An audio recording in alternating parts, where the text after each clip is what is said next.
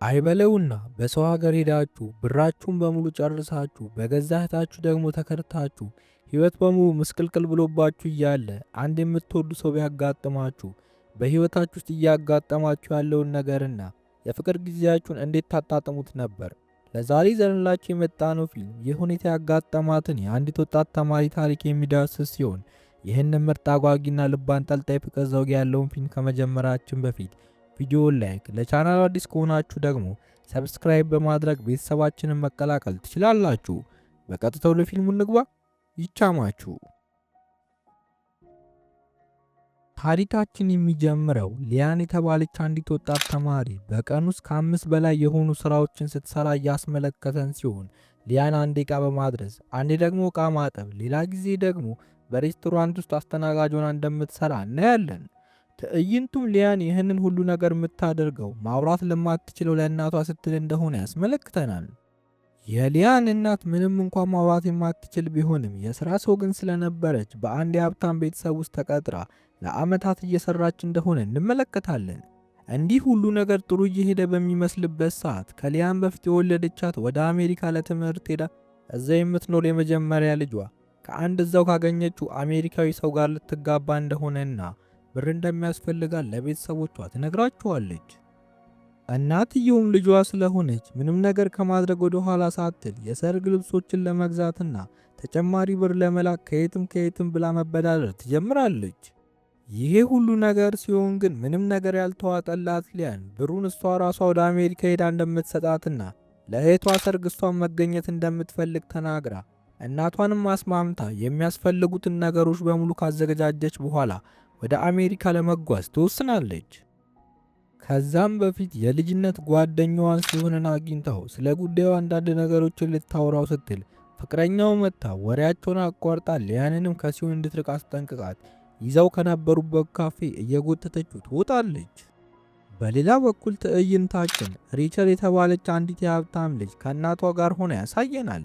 እናትየውም አዲስ ሰው ልታገባ እንደሆነ ለልጇ ስትነግራት ሪቸል በጣም ተናዳ መጀመሪያ ከአባቷ ጋር እንድትፋታ ትጠይቃታለች። እናትየው ግን ያ እሷ ምንም የሚመለከታት ነገር እንደሌለና በሕይወቱ የመወሰን መብት የራሷ እንደሆነ ትነግራታለች። ሪቸልም በዛ በጣም ተናዳ ምንም አማራጭ ግን ስላልነበራት እናቷ አገባዋለሁ ያለችውን ሰው ለማግኘት ጉዞዋን ወደዛው ታደርጋለች። በቦታውም ሲደርሱ የእናቷ ወደፊት ባል የሚሆነው ሰው ከልጁ ጋር ሆኖ ራት እየጋበዛቸው ቶይ የተባለው ልጁም ልክ እንደ ሪቸል ሁሉ በአባቱ ሌላ ትዳር የመመስረት ፍላጎት ደስ እንዳላለው እንመለከታለን። ቾይም ምግቡን በልቶ ጨርሶ ተነስቶ ሊሄድ ሲል አባቱ አስቁሞት የት እንደሚሄድ ሲጠይቀው በጣም የተበሳጨው ቾይ ምንም ለአባቱ ክብር እንደሌለው በሚያሳይ መልኩ መልስ ይሰጠዋል። አባትየውም በዚህ ተናዶ በኃይል ሲመታው ቾይ ተናዶ ወደ ውጭ ይወጣል። ይህ ሁኔታም እንዳለ ዝግጅቱን አበለሻሽቶት ምሽቱ እንዲህ ባለ መልኩ ያበቃል። ትዕይንቱም አህጉራትን አሻግሮን የፊልሙ ዋና ተዋናይ የሆነው ታንን ያስተዋውቀናል። ታንም ወደ አሜሪካ የመጣው በወንድሙ ግፊት እንደሆነና ከወንድሙ ጋር ያላቸው ግንኙነት በጣም ስለተበላሸ ከእሱ ለመራቅ የተደረገ ጥረት እያየን በሚያስገርም መልኩ ደግሞ ታን የሪቸል እጮኛ እንደሆነ እንረዳለን።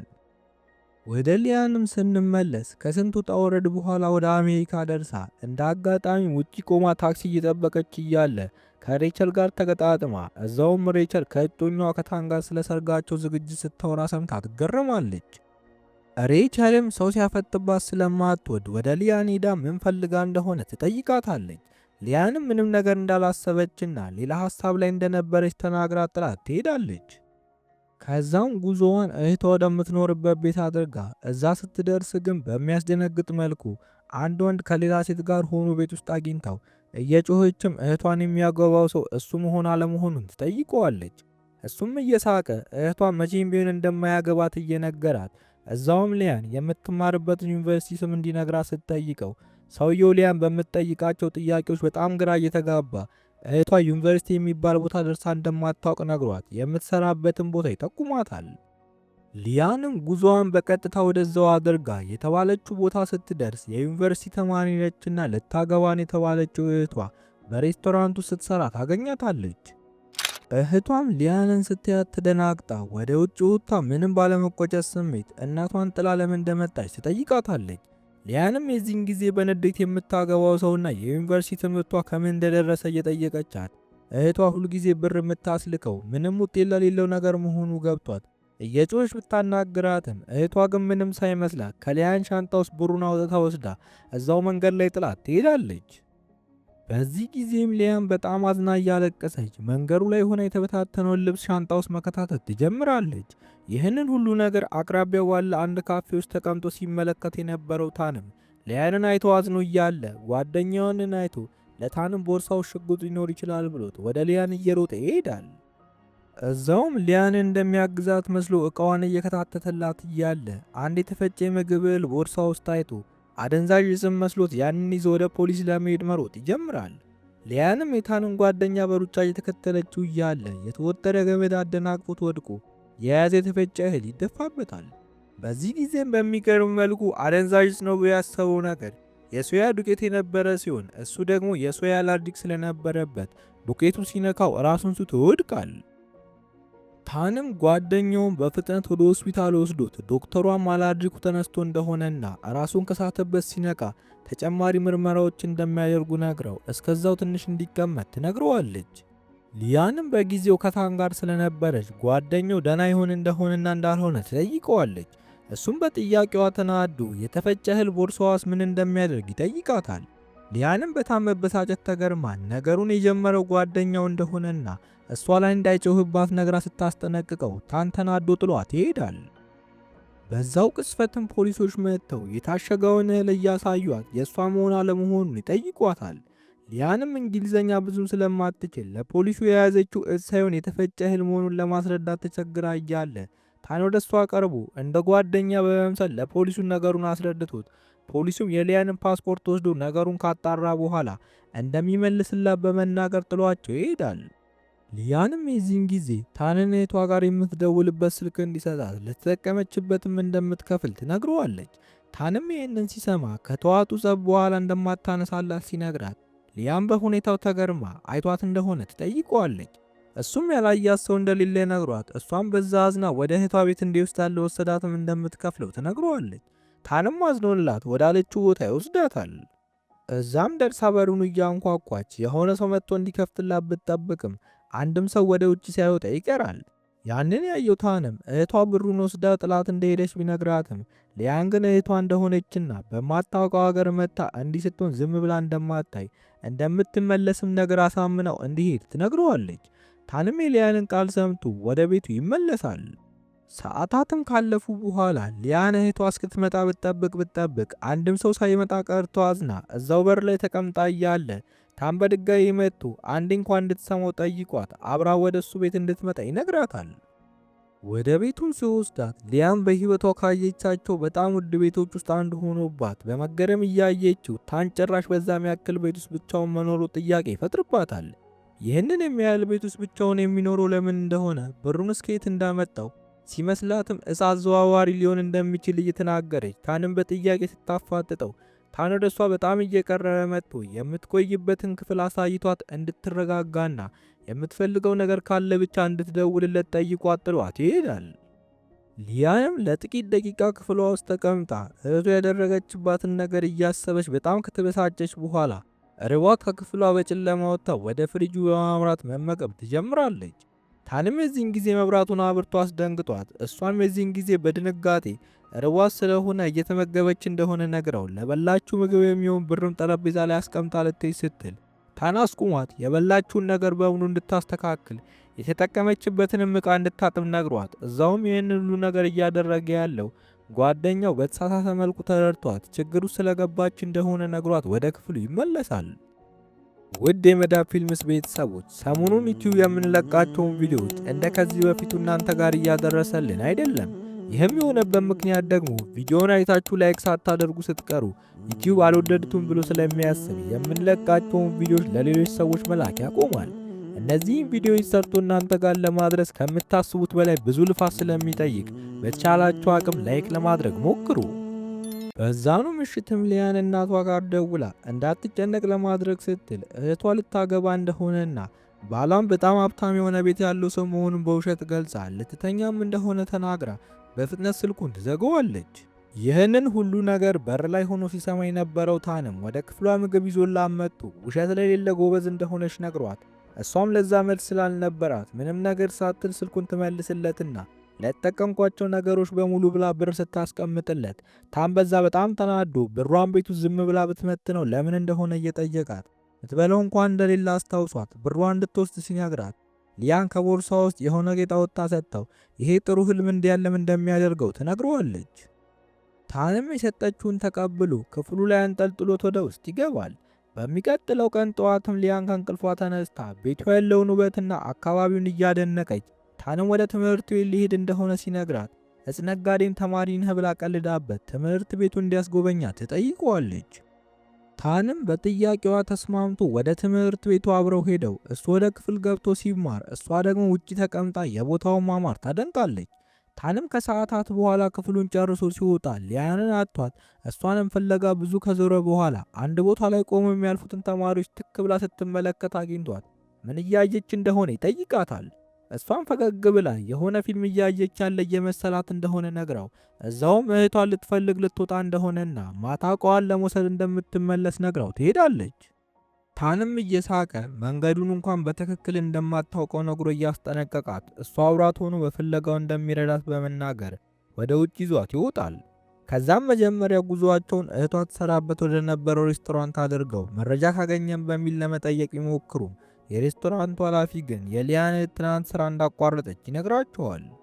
ሊያንም በዚህ ጊዜ እህቷ ብሩን ወስዳ እንዳጭበረበረቻት ገብቷት በዛ በጣም እያዘነች እያለ በመንገዷ ላይ ወደ እህቷ ቤት ስትሄድ ያገኘችዋን ባሏ የመሰላትን ሰውዬ አሁንም ድጋሚ አግኝታው እሱም እህቷ ብሩን በሙሉ ሰርቃ እንደሄደች በመግለጽ ንዴቱን ሊያን ላይ ሊወጣ እጁን ሲዘረጋ ታን አስቁሞት በኃይልም መጥቶ ልክ ወፋፍራም ጓደኞቹ ወደ እነሱ እየሮጡ ሲመጡ የሊያንን እጅ ይዞ መሮጥ ይጀምራል። ይህ በእንዲህ እንዳለ ትዕይንቱ ወደ ኮሪያ መልሶን እኛም ቾይ ከአባቱ ጋር በተፈጠረው አለመግባባት ምክንያት በሆቴል ውስጥ ቃጣቢ ሆኖ እየሰራ እንደሆነ እናያለን። ወደ እነ ሊያንም ስንመለስ ሲያባሯቸው ከነበሩ ሰዎች ካመለጡ በኋላ ምን እንደሚያደርጉ እያሰቡ እያለ ሊያን ወደ ኮሪያ ለምን አንመለስም ብላ ሐሳብ አቅርባ እሱም ያንን ማድረግ የምትችለው እንዴት እንደሆነ ሲጠይቃት አንድ ጊዜ ብላ ስልኩን ተቀብላ ወደ ፌስቡክ አካውንቷ ከገባች በኋላ ኮሪያ ወዳለው ሲሁን ወደ ተባለው ጓደኛዋ መልእክት ትልካለች። ታንም ይህንን ሳይ ሲሁን የሊያን ፍቅረኛ መስሎት ተበሳጭቶ ይዟት ወደ ታክሲ ውስጥ ይገባል። ታክሲ ውስጥም እያወሩ እያለ ታን ያለማቋረጥ ስለ ሲሁን ጥያቄ ሲጠይቅ ሊያን ተደናግጣ እሱን የሚመለከተው ነገር እንደሌለና ከልጅነታቸው ጀምሮ አብረው እንዳደጉ ነግራው ወሬውን ታቋርጠዋለች። ወደ ቤታቸውም ሲደርሱ ታን የቤቱን ቁልፍ ሰጥቷት እሱ ተመልሶ መኪናውን ማምጣት እንዳለበት ነግሯት ይሄዳል። በመንገዱም ላይ እያለ ስለ ሲሁን የማወቅ ፍላጎቱ ከአቅሙ በላይ ሆኖበት ስልኩ ላይ ያለውን የሊያንን አካውንት መበርበር ይጀምራል። በኮሪያም ሲሁን ከጨቅጫቃዋ ፍቅረኛው ተደውሎለት ሶሻል ሚዲያ ላይ ፖስት ያደረገችውን ነገር ለምን ላይክ እንዳላደረገው ጠይቀው እሱም በዛ በጣም ተበሳጭቶ ስልኩን ሲከፍት የሊያንን በአሜሪካ እንደሆነችና እርዳታውን እንደምትፈልግ የሚገልጽ መልእክት ታይቶ ተደናግጦ ስልኳ ላይ ለመደወል ይሞክራል። ነገር ግን ስልኳ ስለዘጋ አልነሳ ይለዋል። በሌላ በኩል ሊያን የታን ቤት ውስጥ ሆና እቃዋን እያስተካከለች እያለ በሚያስደነግጥ መልኩ ከታን እጮኛ ከሪቸል ጋር እዛው ቤት ውስጥ ትገጣጠማለች። ሊያንም ሪቸል እንዳየቻት የአየር ማረፊያው ጋር ያገኘቻት ልጅ መሆኗ ገብቷት እዚህ ምን እንደምትሰራ ትጠይቃታለች። ሪቸልም ምንም ሳይመስላት የቤቱ ባለቤት እጮኛ መሆኗን ተናግራ ሊያን እዚህ ቤት ውስጥ ምን እንደምትሰራ መጠየቅ ስትጀምር ሊያን አስቁማት የቤቱ ባለቤት ከ18 ዓመት በታች መሆኑን ትነግራታለች። ሪቸልም ይህንን ስትሰማ እሷም 17 ዓመት መሆኗን ትገልጽላታለች። በዚህ ጊዜም ሊያን ያጋጠማትን ነገርና እንዴት ከታን ጋር እንደተገናኙ ተናግራ ምሽቱን እዚህ እንደምታሳልፍ ትናገራለች።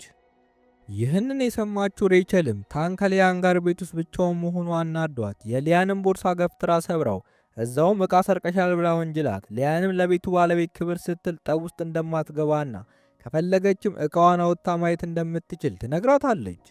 ሪቸልም ዕቃዋን በሙሉ አውቋ አዝረክርካ ምንም ነገር እንዳልወሰደች ስትረዳም ሊያንን እያየቻት ዕቃዋን ሰብስባ እንድትወጣ ትነግራታለች።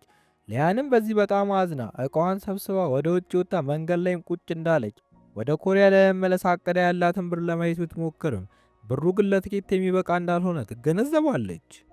ከሰዓታትም በኋላ ታን ወደ ቤቱ ሲመለስ ሊያንን ሳይሆን ሪቸልን አግኝቷት እዛውም ሊያን የት እንደሄደች ሲጠይቃት ሪቸል ኮራ ብላ ከቤቱ እንዳስወጣቻትና በዛውም እጮኛ ማቾች እንደሆኑ እንደነገረቻት ትነግረዋለች።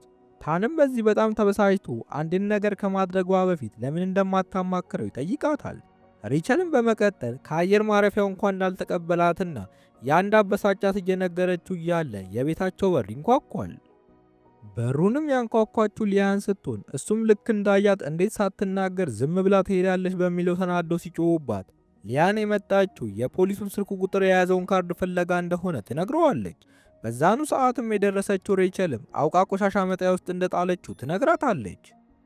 ታንም ሬቸል ያንን ያለችው ሊያንን ስለጠላቻት ስለሆነ እንጂ የምርም ጥላው እንዳልሆነ ገብቶት በጣም ተናዶት ጥሏት ወደ ሊያን ጋር ያመራል። ወደ ቤት ውስጥ የገባችው ሬቸልም የታን ስልክ ላይ የገባውን የሲዩንም መልእክት አይታ እኛም ሲዩን በመልእክቱ ለሊያን እንድትደውልለትና መፍትሄ መፈለግ እንደሚጀምሩ ይነግራታል። ወደ ነታንም ስንመለስ ሊያን ቆሻሻ መጣያው ጋር ሄዳ ካርዱን እየፈለገች እያለ ታን አስቁሟት እዚህ እንደማታገኘው እየነገራት እያለ ያን በጣም ተበሳጭታ በሰው ሀገር መታ እንዲህ መሆኗ ሲያስለቅሳት ታን በጣም አዝኖ ፓስፖርቷንም ከኪሷ ወጥቶ ሰጥቷት በዛው ቅስፈትም ቀደም ብሎ ሲያባሯቸው የነበሩት ሰዎች አግኝተዋቸው ከነሱ ለማምለጥ መሮጥ ይጀምራሉ። በዚህ መሃልም ለማምለጥ ያላቸው አንድ አማራጭ ሲኒማ ቤት መግባት ሆኖ እዛም ከገቡ በኋላ ሲያባሯቸው ከነበሩት ሰዎች በተሳካ ሁኔታ ማምለጥ ይችላሉ። እዛውም ከገባን አይቀር በሚል የሚታየውን ፊልም መመልከት ጀምረው ታንም የሚታየውን የእንግሊዝኛ ፊልም ለኒያን እየተረጎመላት የሆነ ቦታም ላይ ሲደርስ ፊልሙን የሚተረጉም አስመስሎ እሷን ትናንት ያወቃት ቢሆንም እንደወደዳት እየተናገረ እሷን በዛ ፈገግ ብላ ፊልሙ ላይ ያለው ተዋናይ እጮኛ እንዳለው ብትነግረውም እሱ ግን አሜሪካ ውስጥ ምንም ነገር መፈጠር እንደሚችል ነግሯት ወደ ውጭ ይወጣሉ። ከዚያም ታዋቂውን የሆሊውድ ምልክት እያሳያት ከፈለገች በመኪና ሄደው ቀረብ ብለው መመልከት እንደሚችሉ ነግሯት እሷ ግን ሐሳቡን ውድቅ አድርጋው ብዙ ነገር እንዳስቸገረችውና ከዚህ በኋላ የሆነ ቦታ ሄዳ መፍትሄ መፈለግ እንደምትጀምር ተናግራ ሻንጣዋን ለመውሰድ ወደ ቤቱ ትመለሳለች።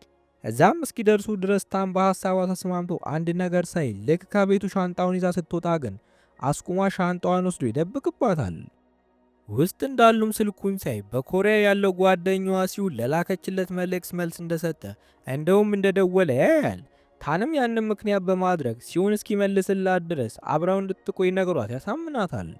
ይህንን ብሎ እንደጨረሰም ከሆነ ሰው ተደውሎለት እዛው አሜሪካ ውስጥ በሚደረግ ስብሰባ ላይ እንዲገኝ ነግሮት ታንም የዚህን ጊዜ በፍጥነት ልብሱን ቀያይሮ ወደ ተባለው ዝግጅት ቦታ ለመሄድ ይዘገጃጃል። ሊያንም ያንን ስታይ ወዴት እንደሚሄድ ትጠይቀዋለች። እሱም ለስብሰባ ሊወጣ መሆኑን ተናግሮ እሷን ብቻዋን ላለመተው ብሎም ይዟት ለመሄድ ይወስናል። ወደ ስብሰባው ቦታም ሲደርስ ታን የመኪናውን ቁልፍ ሰጥቷት ወደ ፈለገችው ቦታ እንድትሄድ እሱም በደቂቃ ውስጥ እንደሚመለስ ነግሯት ወደ ውስጥ ይገባል። ውስጥ እያለም ስብሰባው ላይ ታን ወንድሙን አግኝቶት ደስ ቢለውም ወንድምየው ግን ታን ወደ ስብሰባው በመምጣቱ እየተናደደ እሱ በመጣበት ሁሉ እንዳይገኝ አስጠንቅቆት ድጋሚ ካገኘው ግን ውሳኔውን እሱ ራሱ እንደሚወስን ነግሮት ጥሎት ይሄዳል።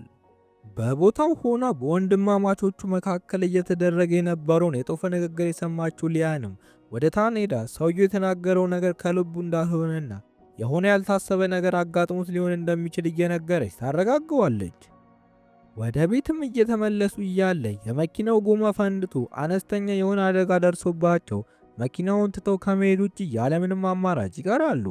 ታንም በፍጥነት እርዳታ ለማግኘት እንዲያስችለው ሰዎች ጋር ለመደወል ቢሞክርም በቦታው ግን ኔትወርክ ስላልነበር ከሊያን ጋር ሳይመሽ በፊት በእግር ሄደው ሆቴል ለመፈለግ ይወስናሉ። በመንገዳቸውም ላይ ያሉ ሊያን ስለ ራባት ከቦርሳዋ ውስጥ ብስኩት አውጥታ ታን አብሯት እንዲበላ ትጠይቀውና እሱም ጥያቄዋን ተቀብሎ አብሯት እየበላ ማውራት ይጀምራሉ። በወሬያቸውም መሃል ታን ሊያንን ቀደም ብላ ከቀናት በፊት መልእክት የጻፈችለት በኮሪያ የሚገኘው ጓደኛዋ መልስ ከሰጣት ምን እንደምታደርግ ይጠይቃታል። እሷም ብር ተበድረው ወደ ኮሪያ እንደምትመለስና እዛም ህይወትን ለመቀጠል እንደምትሞክር ትነግረዋለች። ታንም ይህንን ሲሰማ ጉዳዩ የብር ከሆነ እሱ ብሩን ሊሰጣት እንደሚችል ሲናገር ሊያን ኩላሊቴን እንደ ማሳያ ካልሰጠው ያደረክልኝ ነገር ብዛት በጣም ይከብደኛል ብላ ትቀልድበታለች። እሱም በዚህ ፈገግ ብሎ ሲሁን መልስ እንደሰጣት ነግሯት ሊያንም ይህንን ስትሰማ እየተደናገጠች በፍጥነት ለመደወል ብታስብም ታን ግን አሁን ኔትወርክ እንደሌለ አስታውሷት በኋላ እንደሚደውሉለት ይነግራታል። ከሰዓታት ጉዞም በኋላ አንድ ማረፊያ አግኝተው የለበሷቸው ልብሶች ቆሽሸውም ስለነበር ታን አዲስ ሁለት ተመሳሳይ ልብስ ገዝቶ ለሊያን ይሰጣታል። እሷም ከሻወር ከወጣች በኋላ ልብሱን አይታ እየሳቀች ሰዎች ይህንን ካዩ ፍቅረኛ ማቾች እንደሆነ ሊያስቡ ይችላሉ እያለችው አብረው ወደ ሬስቶራንት ያመራሉ። እራት እየበሉም እያለ ሊያን ከሰዓታት በፊት የተፈጠረው ነገር ግራ ስለገባት ታንን ቅድም ሲያወራው የነበረ ሰው ማን እንደሆነ ትጠይቀዋለች። እሱም ወንድሙ እንደሆነ ነግሯት እሷን ከወንድሙ ጋር እንደጦፈ ክርክር ውስጥ መግባቱ ገርሟት ችግሩ ምን እንደሆነ ስትጠይቀው ታን በድንገት ድምፁን ከፍ አድርጎ አውርቶ ያስደነግጣታል። እሷም ከድንጋጤ ብዛት ከወንበሩ ላይ ልትወድቅ ትንሽ ሲቀራት ታን ደርሶ ያተርፋታል። በዚህም መልክ ምሽቱ አልፎ እነሱም የደከመውን ሰውነታቸውን ለማሳረፍ ወደ ክፍላቸው ያመራሉ። በሚቀጥለውም ቀን ሬቸል ለሲዮን የታንን ቤት አድራሻ ልካለት መጥቶ ሊያን እንዲወስዳት በመልእክት ትነግረዋለች። ይህ በእንዲህ እንዳለ ታንና ሊያን ከሰዓታት በኋላ መኪናቸው ተሰርቶ ወደ ቤት ሲመለሱ ሊያን ታንን ስልኩን አሁን እንዲሰጣትና ሲዮን ጋር መደወል እንደምትፈልግ ብትናገርም ታን ግን ወደ ውስጥ ገብቶ ትንሽ ካረፉ በኋላ ሊደውሉለት እንደሚችል ነግሯት ወደ ውስጥ ለመግባት ከመኪናቸው መውረድ ይጀምራሉ። በዛው ቅስፈትም ሲሆን የታን ቤት በር ላይ ደርሶ ሊያንን አይቷት በጣም ደስ ብሎት እቃዋን ይዛ እንድትመጣ ይነግራታል። በሌላ በኩል ግን ታን ሊያን ልትሄድ በመሆኗ በጣም ተናዶ ሊያንን ወደ ውስጥ እንድትመጣና ሊያወራት እንደሚፈልግ ይነግራታል። ውስጥ ላይም ታን ሊያን እንድትሄድ ጭራሽ ስላልፈለገ እዚሁ ትንሽ ጊዜ እንድትቆይ ቢጠይቃትም እሷ ግን ከዚህ በኋላ እዚህ የምትቆይበት ምንም ምክንያት እንደሌለ ነግረው ላደረገላት ነገር በሙሉ ታመሰግነዋለች። በዚህ ጊዜም ሲሆን ወደ ታን ቀርቦ ከዚህ በፊት የሆነ ቦታ እንደሚያውቀው ተናግሮ ታንም ለትንሽ ደቂቃ ቆም ብሎ ካሰበ በኋላ ሲሁን ማለት ድሮ ሕፃን እያለ ያሰቃየው የነበረ ልጅ መሆኑን ይረዳል። ሲሁንም ታን ተናግሮ ሳይጨርስ እየጠራ ያለውን ስልኩን ለሁለቱም እያሳያቸው ታክሲ ውጭ እየጠበቃቸው እንደሆነ በመግለጽ ሊያን እቃዋን ይዛ እንድትወጣ ይነግራታል። ከዛም ሊያን እቃዋን ይዛ ከታን ቤት በመውጣት ለጊዜውም ቢሆን ወደምትቆይበት የሲሁን ቤት ትሄዳለች። ወደ ቤትም ከገቡ በኋላ ሲሆንን ስለተፈጠረው ነገር በሙሉ እየነገረችው እሱም እህቷ እንዲህ ባለ መልኩ እሷ ሜዳ ላይ ጥላ በመሄዷ እያዘነ አሁን ግን ያለፈውን እያሰቡ መቆዘም ምንም እንደማያዋጣና ወደ ኮሪያ መመለሻ ትኬት ስለቆረጠ አብረው እንደሚመለሱ ነግሯት ቀኑን ፈታ እያለች እንድታሳልፍ ወደ ተለያዩ ቦታዎች ይወስዳታል።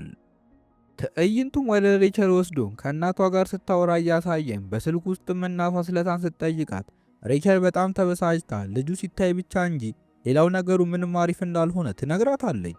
እናቷም ታን ወደፊት ህይወቷን የሚወስን ሰው ሊሆን እንደሚችል በመናገር አስጠንቅቃት ስልኩን ትዘጋዋለች። ስልኩ እንዳበቃም ታን ከሬቸል ጋር በመሆን ወደ አንድ ምግብ ቤት ሊገቡ ሲሉ በዛው ምግብ ቤት ውስጥ ሲሆንና ሊያንን አይተዋቸው እነሱንም ሲያይ ተናዶ ሬቸልን በዚህ ጊዜ ሊያን እዚህ የተገኘችው በአጋጣሚ መሆን አለመሆኑን ጠይቀው እሱም በአጋጣሚ እንደሆነና እነሱ ሌላ ቦታ መብላት እንደሚችሉ ነግሯት ይዟል ሊሄድ ሲል ሬቸል ግን ሀሳቡን አስቀይራ ከዚህ ቦታ ሌላ እንደማትበላ ነግረው ቀጥታ ወደ ሊያን ወንበር በመሄድ አጠገባቸው ትቀመጣለች። ሊያንም ሬቸል አብራቸው ከተቀመጠች ደቂቃ ጀምሮ የምታወራው ነገር እንዳልተመቻት ከፊቷ ላይ ይነበብ ስለነበር ታንም ይህንን ያስተውልና ሬቸልን እጇን ይዞ ከሬስቶራንት ይወጣል። ሬቸልም በጣም ተናዳ እሷ ላይ እየጮኸ ያለው በሊያን ምክንያት መሆን አለመሆኑን ትጠይቀዋለች። እሱም ለጥያቄዋ ምንም መልስ ሳይሰጥ አንቺን በማውቅባቸው 14 ዓመታት ውስጥ በሙሉ ወንድሜን እየወደድሽው ለአንቺን በቂ እንዳልሆንኩኝ ስትነግሪኝ ቆይተሽ አሁን እንደምትወጂኝ አታስመሲ፣ ነገ ወደ ኮሪያ ትመለሻለሽ፣ አየር ማረፊያ ውስጥ እንገናኝ ብሎ ጥሏት ይሄዳል። ሬቸልም በታን ንግግር በጣም ተሰምቷት ወደምታርፍበት ሆቴል ስትመለስ የታንን ወንድም ኪምን አግኝታው እሱም ሲያየት ፈገግ ብሎ የመጣችው ታንን ለማየት መሆን እንዳለበት እየተናገረ እሷም አግኝቶት ይሆን እንደሆነና እንዳልሆነ ጠይቀው እሱም ከቀናት በፊት ተገናኝተው እንደነበር ነግሯት እሷም ወዲያውኑ ሐሳቧን ቀይራ በጣም ስለደበራት ወደሚሄድበት እንዲወስዳት ትጠይቀዋለች። እሱም በሐሳቧ ተስማምቶ ወደ መቃብር ስፍራ ይዟት ይሄዳል። ሬቸልም ወንድሙን ታንን የማይወደው የተለያየ እናት ስላላቸው እንደሆነ ትጠይቀዋለች። ኪምም ለጥያቄዋ መልስ ሳይሰጥ በሰዓቱ በተደወለለት የሥራ ስልክ አሳቦ አደባብሶ ያረሳሳታል። በሌላ በኩል ታን ወደ ሲሁን ደውሎ ሊያንም ማግኘት እንደሚፈልግ ይነግረዋል። ሲሁንም ምንም ሳይከለክለው አሁን አጠገቡ እንደሌለች ተናግሮ ሲያገኛት ግን እንድትደውል እንደሚያደርጋት ነግሮ ስልኩን ይዘጋዋል። ከሰዓታትም በኋላ ሲሁን ሊያንን አግኝቷት ታን እንደደወለና ሊያናገራት እንደሚፈልግ ነግሯት ስልኩን ቢሰጣትም እሷ ግን ነገ ለመሄድ እንዳሰበች ነግረው መደወሉ ምንም ጥቅም እንደማይኖረው ትናገራለች። ይህ በእንዲህ እንዳለ ትደውላለች በሚል ስልኳን ቀኑን ሙሉ ቁጭ ብሎ ሲጠብቅ የነበረው ታን ግን ምንም መልስ ሳያገኝ ቀርቶ ሊያንም ከመደወል ይልቅ ያመሰግናለሁ መልእክት ጽፋለት በሚቀጥለው ቀን ለሚኖራት በረራ መዘጋጀት ትጀምራለች። በሚቀጥለውም ቀን ታን ሬቸልን ለመሸኘት ወደ አየር ማረፊያው አምርቶ እሷም ከርቀት ሊያንን ስታያት ሳትፈልግ ታንን አቅፋ ወደ ኮሪያ የሚመለሰው መቼ እንደሆነ ትጠይቀዋለች። እሱም እጁን ኪሱ ውስጥ ከቶ ወደ ኮሪያ በቅርቡ የመመለስ እቅድ እንደሌለው እየነገራት እያለ በዛው ቅስፈት ሊያንን ያያታል። ሊያንም ታንን ከሪቸል ጋር ስታየው በጣም ልቧ ተሰብሮ እሱም በፍጥነት ሪቸልን ተሰናብቶ ወደ ሊያን በማብራት ስልኳን ቀኑን ሙሉ ሲጠብቅ እንደነበርና ለምን እንዳልደወለች ሲጠይቃት ሊያን ምንም መልስ ሳትሰጥ ወደ ኮሪያ ልትመለስ መሆኗን ስትነግረው ታን ስልኩን አውጥቶ ቁጥሯን እንድትጽፍለት ይጠይቃታል። ሊያን ግን ለሁሉም ነገር አመስግነው እጮኛ እንዳለውም አስታውሰው ቁጥሯን ሳትሰጠው ወደ ሪቸል ጋር እንዲመለስ ነግራው ጥላው ትሄዳለች። ወደ ኮሪያም ስንመለስ ሊያን ወደ ቤቷ አመርታ ቤቱን በጣም በሚያስደነግጥ መልኩ ባዶ ሆኖ አግኝታው ጎረቤቶቿንም ምን ተፈጥሮ እንደሆነ ስትጠይቃቸው እናቷ ከሚያሰሯት ሰዎች ጋር መኖር እንደጀመረች ይነግሯታል። ሊያንም ወደ ኮሪያ የደረሰችው አመሻሽ ላይ ስለነበር እዛው ማንም የሌለበት ቤት ውስጥ ብቻዋን ለማደር ትገደዳለች። በሚቀጥለውም ቀን ሊያን እናቷን ለማየት ወደ አሰሪዎቿ ቤት አመርታ የተፈጠረው ነገር ምን እንደሆነ እየጠየቀቻት እናቷም ለትልቋ ልጇ ሰርግ ላይ የተበደረቻቸውን ብሮች ለመመለስ ስትል ቤቱን እንደሸጠችው ትነግራታለች። ሊያንም ይህንን ስትሰማ በጣም በመናደድ ልጇ እንዳታለለቻቸውና ምንም አይነት ሰርግ እንዳልነበር ትነግራታለች። ከትዕይንታችንም የሊያን እናት የምትሰራው በታን ቤተሰብ ቤት ውስጥ መሆኑን እንረዳለን። እናትየውም ወደ ታን እናት በመሄድ ልጇ አብራቸው እዚህ መቆየት ትችል እንደሆነና እንዳልሆነ ትጠይቃታለች። የታን እናትም ፈቅዳ ሊያን ከነሱ ጋር ለመኖር ወደ ቤት ውስጥ ትገባለች። ሊያንም ቤቱ የታን ቤተሰብ ቤት መሆኑን ሳታውቅ ለታን አባት በሰዓቱ የሚውጠውን መድኃኒት ለመስጠት ወደ ክፍሉ ገብታ በዛውም ተዋውቀው ወደ ክፍሏ ስትመለስ ከታን ወንድም ከኪም ጋር ለጥቂት ትተላለፋለች። ከዛም በኋላ ሊያን እንደ ድሮ ብዙ ስራዎችን እየሰራች ህይወቷን ለመግፋት ጥረት እያደረገች በዚህም መልኩ እንደ ቀልድ 3 ዓመታት ያልፋሉ። ትዕይንቱም ከ3 ዓመታት በኋላ ታን በማይገመት መልኩ ወደ ቤተሰቡ ተመልሶ እያሳየን እናቱም ልጇን ከዓመታት በኋላ ስላየችው በጣም ደስ ይላታል። አባቱም ወደ ክፍሉ ጠርቶት ስለ ጤንነቱና ስለ ትምህርቱ ይጠይቀዋል። በዚህ ጊዜም አባትየው ልጁ ጤንነቱ ጥሩ ቢሆንም ትምህርቱ ላይ ግን ምንም እንዳልሰራና ዝም ብሎ ጊዜውን አባክኖ እንደመጣ ይረዳል። ታንም ለእንደዚህ አይነት ነገር ብዙም ግድ ስላልነበረው ወደ ክፍሉ መሄድ እንደሚፈልግ ተናግሮ ጉዞውን ወደዛው ያደርጋል። ክፍሉ ገብቶ ሜድሎየቱን ለማስታወስ ክፍሉን ዞር ዞር ብሎ እየተመለከተ እያለ እናቱ መታ ስለ ሬቸል ትጠይቀዋለች። እሱ ግን ጥያቄዋን ያልሰማ በማስመሰል መልኩ አስቀይሶ ረፍት ማድረግ እንደሚፈልግ ይነግራታል። ታንም እናቱ እንደወጣች እቃዎቹን ለማስተካከል እየሞከረ እያለ ሊያን የሰጠችውን ስጦታ አግኝቶ ክፍሉ መስኮት ላይ ያንጠለጥለዋል። ይህ በእንዲህ እንዳለ እዛው ቤት ውስጥ የምትኖረው ሊያን የቤቷ አትክልት ቦታ ውስጥ ተቀምጣ ከአሜሪካ ወደ ኮሪያ ስትመለስ የቆረጠችውን ትኬት እየተመለከተች እዛውም ትኬቱን ፎቶ አንስታ በሶሻል ሚዲያ ላይ ፖስታ ከዛን ቀን ጀምሮ የተፈጠረው ነገር ህልም እንደሚመስል ትናገራለች። በሚቀጥለውም ቀን ታን የተለመደውን የስፖርት እንቅስቃሴ ለማድረግ በቤቷ አትክልት ቦታ በኩል ሲያልፍ የወጣት ሴት የሚመስሉ ልብሶች ተሰጥቶ አይቶ ግራ እየተጋባ የማን ሊሆን እንደሚችል እያሰበ ወደ ውስጥ ይገባል። ከሰዓታትም በኋላ ምግብ እየበላ እያለ የሆነ ሊያንን የሚመስል ሰው በአይኑ ስር ሽው ብሎበት ምን እየተፈጠረ እንደሆነ ለማሰብ ሲሞክር ሊያን ደግሞ ታም መሆኑን የማታውቀው የቤቱ ሁለተኛ ልጅ ተመልሶ ስለመጣ የቤቷን ባለቤት ላለማናደድ ስትል ከሷ አይን ስር ለመደበቅ ጥረት ስታደርግ እናያለን። በዛኑ ቀንም ታን የሊያንን ፖስት አይቶት በፖስቱ ስርም ህልም እንዳልሆነና ከፈለገች ያንን ሊያረጋግጥላት እንደሚችል ሲቆምት እሷም የታንን መልእክት ስታነብ ደስ ቢላትም እንደ መበሰጫጨት እያለች እሱም ልታገኝኝ ትፈልጊያለሽ ወይስ አትፈልጊም የሚል መልእክት ድጋሚ ልኮላት ትዕይንቱም እሱ እየጻፈ ወደ ውጭ ሊወጣ ሊያን ደግሞ እያነበበች ወደ ውስጥ ልትገባ የበሩን እጀታ ሲጫኑ አሳይቶን ልብ በሚሰቅል ሁኔታ ግን ተላልፎ ሳይተያዩ ይቀራሉ።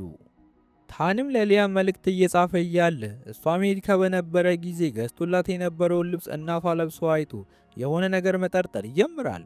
ጥርጣሬው ማናቱ ላይ ወጥቶበት እዛው መናፈሻ ቦታ ውስጥ እንደ ሊያን አይነት ረጅም ጸጉር ያላት ልጅ አይቶ በድንጋጤም ወደ እናቱ በማምራት ቤት ውስጥ ከሰራተኞቹ ውጪ ሌላ ሰው መኖር አለመኖሩን በጣም አሳስቦት ይጠይቃታል። እናትየውም እየሳቀችበት የሰራተኛቸው ልጅ እንደሆነችና ስሟም ሊያን እንደሆነ ትነግረዋለች። እሱም ሊያን የሚለውን ስም ሰምቶ እሱ የሚያውቃት ሊያን መሆን አለመሆኗን ግን ማረጋገጥ ስላልቻለ በፍጥነት ስልኩን አንስቶ ሊያንን የት እንዳለች ይጠይቃታል። እሷም በመልእክት ውሃ እየጠጣች እንደሆነ ነግራው እሱም ያንን ሲሰማ በፍጥነት ወደ ኩሽና ሲያመራ ባልጠበቀው መልኩ ሊያን ውሃ ስትጠጣ ያገኛታል። በዛው ቅስፈትም ታን በጣም ተደስቶ ገብቶ ሊያወራት ቢፈልግም አሁን ግን እንደዛ ማድረጉ ጥሩ ውጤት እንደማይኖረው ገምቶ በደስታ ወደ ክፍሉ ይመለሳል። ይህ በእንዲህ እንዳለ ኪም ፍቅረኛውን ራት ጋብዞ ሲንከባከባትና የተለያዩ አይነት ስጦታዎች ሲሰጣት ትዕይንቱ ያሳየናል። ወደ ታንም ስንመለስ ከእናቱ ጋር ሆኖ እየተመገበ ያለ የሊያን እናት መታ ምግብ ስታቀርብላቸው ወደ እናቱ ዞሮ ምን ያህል ጊዜ እንደሰራች ይጠይቃታል። እናትየውም ለዓመታት አብራቸው ስትሰራ እንደቆየችና ልጇ ደግሞ ላለፉት 3 ዓመታት አብራቸው እንደኖረች ነግራው ልታስተዋውቀው ሊያንን ለመጥራት ወደ ውጪ ትወጣለች። ታን ግን ሊያንን መተዋወቅ ስላልፈለገ በፍጥነት ተነስቶ ከቤት ውስጥ ይወጣል። እናቱም ሊያንን ይዛ ስትደርስ ልጇ በቦታው ባለመኖሩ ተደናግጣ ሊያንንም ይቅርታ ጠይቃ ከዕቃ ማስቀመጫው ውስጥ ጁስ እንድታመጣላት ትጠይቃታለች። ሊያንም በተባለችው መሰረት ጁሱን ለማምጣት ወደ ማስቀመጫው ክፍል አመርታ እዛም ቦታው በጣም ጨለማ ስለነበር የስልኳን ባትሪ በመጠቀም ስትራመድ ታን ከጀርባ ሆኖ የቦታውን መብራት አብርቶ ስትስቅ ከርቀት ይመለከታታል። በሚቀጥለውም ቀን ሊያን ትምህርት ቤት ውስጥ ሆና አስተማሪው ስለ ሆሊውድ ሲያነሳ በአሜሪካ እያለች ከታን ጋር ያሳለፈቻቸው ጊዜያት ትዝ ብለዋት በሐሳብ ትዋጣለች። የቀኑ ትምህርት ጊዜም ሲያበቃ ሊያን ከጓደኞቿ ጋር ወደ ውጪ ስትወጣ ብዙ ተማሪዎች የሆነን መኪና ከበው አይታ እሷም ወደዛ ቀረብ ስትል መኪናው አጠገብ የቆመው ሰው ታን ሆኖ ታገኘዋለች። ታንም እሷን እንዳያት ደስ እንዳላት ፊቷ እንደሚያስታውቅባት ነግሮ ሲቀልድባት ሊያ ምንም ሳይመስላት ተገርማ መች ወደ ኮሪያ እንደመጣ ትጠይቀዋለች። እሱም በቅርብ እንደሆነና የሚፈልገውን ሰው ለማግኘት ብሎ እንደመጣ ነግሯት እሷ ምን እንደሚፈልግ ስትጠይቀው ስልክ ቁጥሯን ጠይቋት ስለ እሷ ማሰቡ ማቆም እንዳልቻለ ይነግራታል። እሷም ከ3 ዓመታት በኋላ ስላገኘችው ሬቸልን ያገባት መስሏት አግብቶ እንደዚህ መሆን እንደማያስፈልገው ችግርም እንዳይሆንባት ነግራው ጥላው ትሄዳለች። ከዛም ወደ ቤቷ ተመልሳ ከትምህርት ጊዜዋ ውጪ የምትሰራቸውን ስራዎች ለመስራት ትወጣለች። ሰዓታት ካለፉ በኋላም በስራ ላይ ያለች ሲሆን ደውሎላት ፖስት ስላደረገችው ነገር ሲጠይቃት ሊያ ምንም ነገር ፖስት ስላላደረገች ሲሆን ያለውን ነገር ለመረዳት እየሞከረች ስልኳን ስትከፍተው የታን ፎቶና ተመችቶኛል የሚል ጽሑፍ አይታ ትደነግጣለች። እሷም ፎቶ የተነሳው እዛው እሷ የምትሰራበት ሬስቶራንት ውስጥ መሆኑን አይታ ወደዛው ታቀናለች። እንደገመተችውም በቦታው ታንን ተቀምጦ አግኝታው ክፉኛ ልትናገረው ወደሱ ስትቀርብ አለቃዋ በቦታው ሲያልፍ ስለነበር ዝም ብላ ቀስ ባለ ድምፅ በስራ ቦታዋ ምን እንደሚሰራ ጠይቃ እሱ ስልክ ላይ ያለውን የሶሻል ሚዲያ አካውንቷን እንዲያጠፋላት ትጠይቀዋለች። እሱም ፈገግ ብሎ የመጣው እሷን ፈልጎ እንዳልሆነ ነግሯት ከመጣችም አይቀር በሚል የሲዩንን ስልክ ቁጥር እንድትሰጠው ይጠይቃታል። እሷም ያሰበው ነገር ስላልገባት ስልኩን ተቀብላ የሲዩንን ስልክ ጽፋ ትሰጠዋለች። የዚህ ጊዜም ታን በጣም በሚገርም መልኩ እዛው ፊት ለፊቷ ደውሎለት የሊያንን ስልክ እንዲሰጠው ሲሆንን ይጠይቀዋል። እሷም ያንን እንደሰማች ከታን ስልኩን ተቀብላ ሲሆን ጆሮ ላይ ዘግታው ምን እንደሚፈልግ ትጠይቀዋለች። እሱም በሄደችበት ሁሉ የሚከተላት ስለሚወዳት እንደሆነ ነግሯት እሷም ጥላው ልትሄድ ስትል ስልኳን ተቀብሎ ወደ ራሱ ስልክ በመደወል ስልኳን ሴቭ ያደርገዋል። ከዛም ታን ወደ ቤቱ ሲመለስ አባቱ ከረዳቱ ጋር ሲያወራ አግኝቷቸው ነፃነት ለመስጠትም ሲል ጥሏቸው ሲወጣ እኛም ረዳቱ ለአባትየው ስለ ሁለቱ ልጆቹ ፍቅረኞች ሲነግረውና ሲያስረዳው እንመለከታለን። በሚቀጥለው ቀን ታን ስፖርት እየሰራ እያለ የድሮ ጓደኛው በመኪና ሲያልፍ አግኝቶት እሱም እዛው መቼ ወደ ኮሪያ እንደተመለሰ ጠይቆት እንዳማረበትም ነግሮት አሁን ግን ለትምህርት ሰዓት ስለረፈደበት ሌላ ጊዜ እንደሚገናኙ ነግሮት ጥሎት ይሄዳል። ታንም ጓደኛውን ተሰናብቶ ዞር ሲል ከቤቱ ስትወጣ ከነበረችው ከሊያን ጋር ይገጣጠማል። እሱም እዛው ለመደበቅ ሲሞክር ሊያን ይዛው እዚህ ምን እንደሚሰራና ድጋሚ እዚህ ቦታ ላይ መምጣት አይደለም መታየት እንደሌለበት ትነግረዋለች። በዚህ ጊዜም ታን ቤት ውስጥ ያለው ልጅ ቆንጆ መሆን አለመሆኑን እየጠየቀ ይቀልድባታል። ሊያንም እጁን ይዛ ከቤቱ አካባቢ ካራቀችው በኋላ ስትለቀው ለምን እንደለቀቀችው ይጠይቃታል። እሷም ሐሳቡን አስቀይራ ቤቱ እዚሁ ሰፈር መሆን አለመሆኑን ትጠይቀዋለች። ታንም ከሰፈሩ ብዙም እንደማይርቅ ነግሮ ዋሽቷት እራት እንድትጋብዘው እንደሚፈልግም ነግሯት እሷም እንዳረፈደች ነግራው እዛው መንገድ ላይ ጥላው ትሄዳለች። በሌላ በኩል ከስንት ጊዜ በኋላ ትምህርት ቤት ውስጥ ጎልፍ እየተጫወተች ያለችውን የታንን እጮኛ ሬቸልን እያየናት እዛውም አንድ ጓደኛዋ ወደ እሷ መጣ ታን ከአሜሪካ ተመልሶ መምጣቱን ሰምታ ይሆን እንደሆነና እንዳልሆነ ትጠይቃታለች። ሬቸልም ምንም እንኳን ታን ከአሜሪካ ስለመመለሱ ምንም መረጃ ባይኖራትም ጓደኛዋን የሚመለከታት ነገር እንደሌለ ነግራ አባራት። በፍጥነት መጥቷል ወደ ተባለው እጮኛዋ ጋር ትደውላለች። እሱም ስልክ አላነሳም ብሏት በጣም ተናዳ ወደ ሎከሯ ስታመራ እዛው ጋር ቾይ ቆሞ አግኝታው እሱንም ታን መመለሱን ያውቅ እንደሆነና እንዳልሆነ ትጠይቀዋለች። ቾይም ሰው ሁሉ ስለ ታን ሲጠይቅ ስለ እሱ ግን የሚጠይቅ አንድም ሰው እንደሌለ እየነገራት እያለ ሬቸል ከታን ተደውሎላት እሱም አንድም ወሬ ሳያወራት የደወለችው መመለሱን ለማረጋገጥ ከሆነ እንደተመለሰ ነግሯት ስልኩን ይዘጋዋል። ሬቸልም በጣም ተናዳ ስልኩን ጆሮዋ ላይ እንደያዘች ስልኩ እንዳልተዘጋ በማስመሰል በኋላ እንደሚገናኙ ተናግራ ቾይን ስታየው እየሳቀባት የምር በኋላ ትገናኛላችሁ ብሎ ቀልዶባት ይሄዳል። በሌላ በኩል የሊያን እናት አሁንም ጠንክራ እየሰራች እያለ የታን አባት ወደ ክፍሉ ስትገባ ጠርቷት ለምታደርገው ነገር በሙሉ ምስጋና እንዲሆን ድርጅታቸው ከሚያስተዳድራቸው ውድ ትምህርት ቤቶች መካከል በአንደኛው ውስጥ ልጇ እንድትማር የሚያደርግ ስኮላርሺፕ እንደሰጣት ይነግራታል። እናትየውም ይህንን ስትሰማ በጣም በደስታ የታንን አባት አመስግና ዜናውን ልትነግራ ከትምህርት ቤት አሁን ወደ ተመለሰችው ሊያን ጋር ታምራለች። ሊያንም ዜናውን ስትሰማ ምንም ሳትገረም ጭራሽ አሳስቧት እንደዚህ አይነት ውድ ትምህርት ቤት መማር ብዙ ወጪ እንደሚኖረውና ያንን ደግሞ እሷ መቋቋም እንደማትችል ትነግራታለች።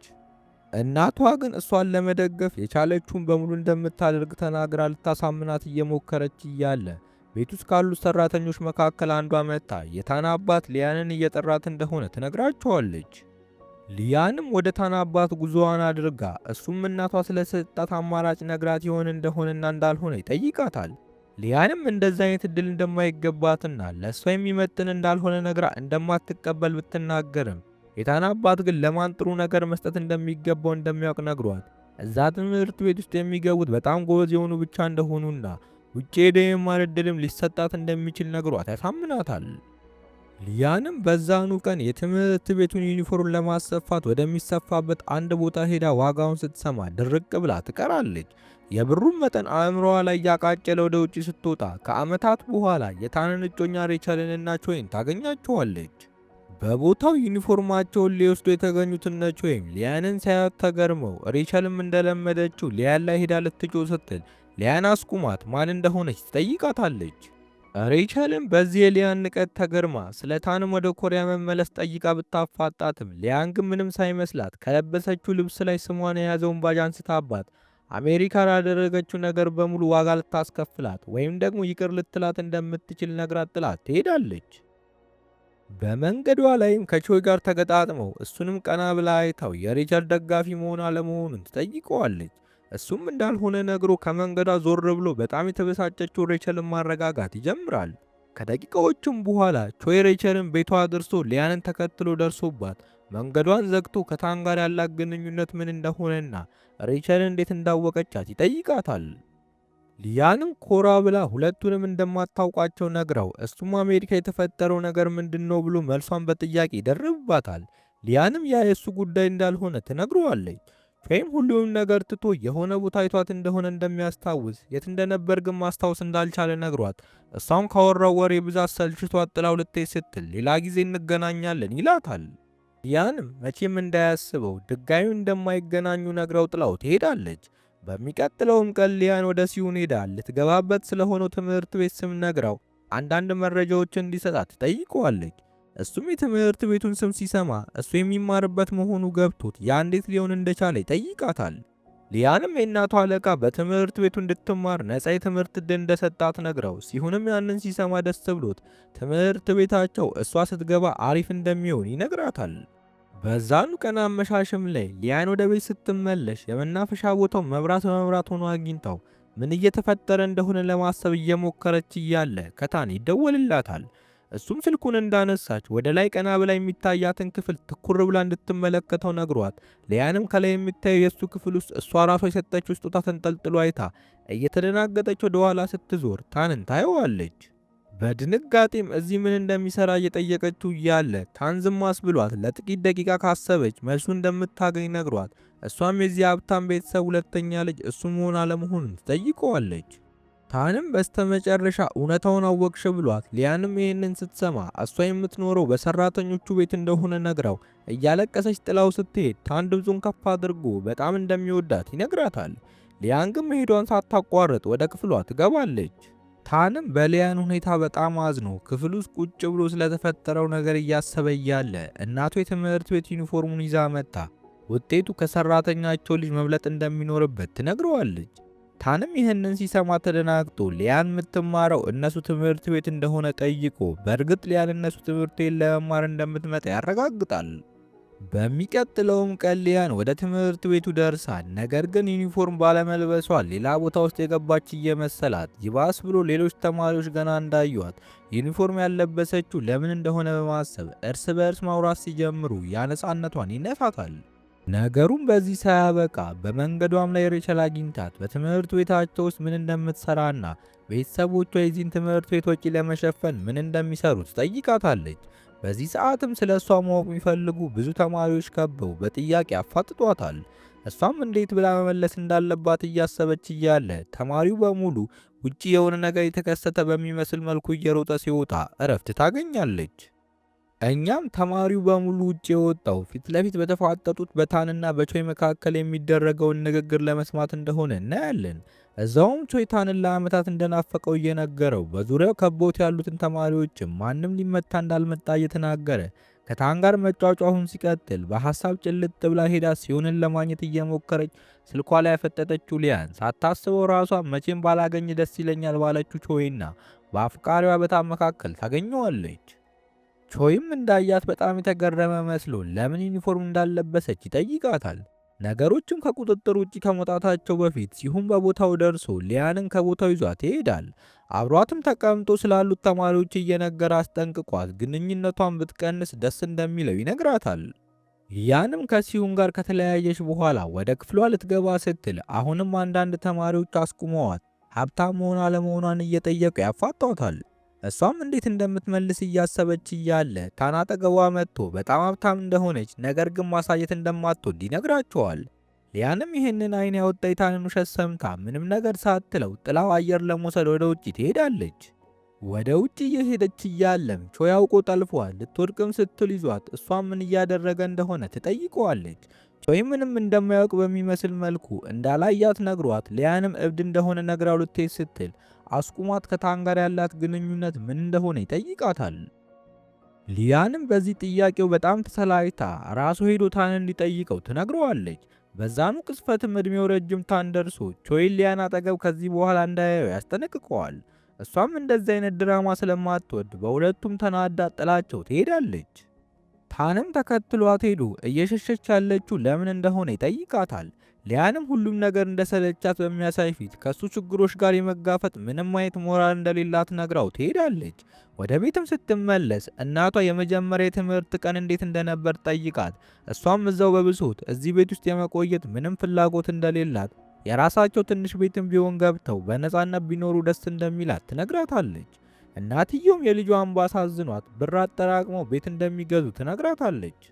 ይህ በእንዲህ እንዳለ ታን በቤታቸው ዕቃ ማስቀመጫ ውስጥ ሆኖ የሆነ ሰው እየጠበቀ እኛም እየጠበቀ ያለ ሰው ሊያ መሆኗን እያየን እሷም እዛው ቤት ውስጥ ሆና ታን ክፍል ውስጥ መሆኑን ሳታውቅ ለስለስ ያለ ሙዚቃ ከፍታ ራሷን ለማረጋጋት ትሞክራለች። እሱም ሙዚቃውን ከተደበቀበት ሆኖ እየሰማ በመልእክት ሊያገኛት እንደሚፈልግ ነግሯት እሷም የት እንደሆነ ስትጠይቀው ከፊት ለፊቷ መጥቶ ያስደነግጣታል። በዚህ ጊዜም ሊያን ምን እያደረገ እንደሆነ ስትጠይቀው መልስ ሳይሰጣት እጇን ይዞ ትምህርት ቤት ሀብታም እንደሆንሽ ንገሪያቸው፣ እኔ እስካለው ድረስ ጠብቅሻለሁ ይላታል። በሚቀጥለውም ቀን እንደተለመደው ሊያን ከትምህርት ቤት ውጭ የምትሰራቸውን ስራዎች እየሰራች እያለ በአንድ አጋጣሚ ወደ መኪና መለዋወጫው ሱቅ ዕቃ ለማድረሱ ስትገባ የሥራ ልብሷ እንደለበሰች ከቾይ ጋር ትገጣጠማለች። ቾይም ሊያን እንደምትለው ሀብታም አለመሆኗን አውቆ ሲቀልድባት ሊያን ግን ምንም ሳይመስላት ጥላው ትሄዳለች። በሌላ በኩል የታንና የኪም አባት ሁሉም የድርጅቱን ስራ አስኪያጆች ጠርቶ ልጁታን ከአሜሪካ እንደተመለሰና እንደ ኪም ሁሉ እኩል መብት እንደሚኖረው ለሁሉም ይናገራል።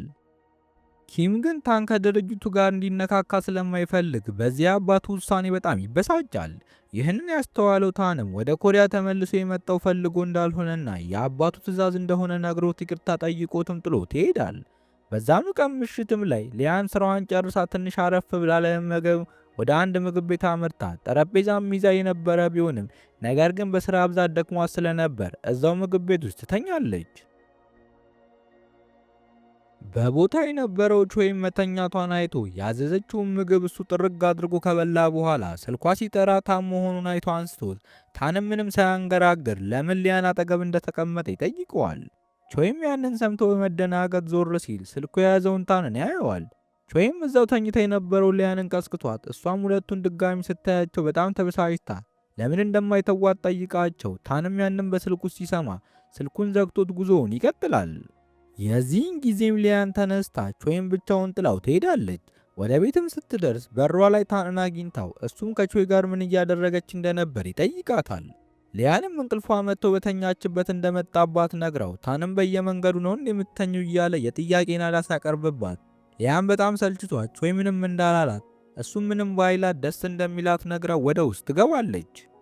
ክፍሏ ውስጥም እናቷን አግኝታት ሰላም ካለቻት በኋላ ልብሷን ልትቀያየር ስትል አዲስ የትምህርት ቤት ዩኒፎርም አይታ እናቷንም ከየት እንደመጣ ትጠይቃታለች።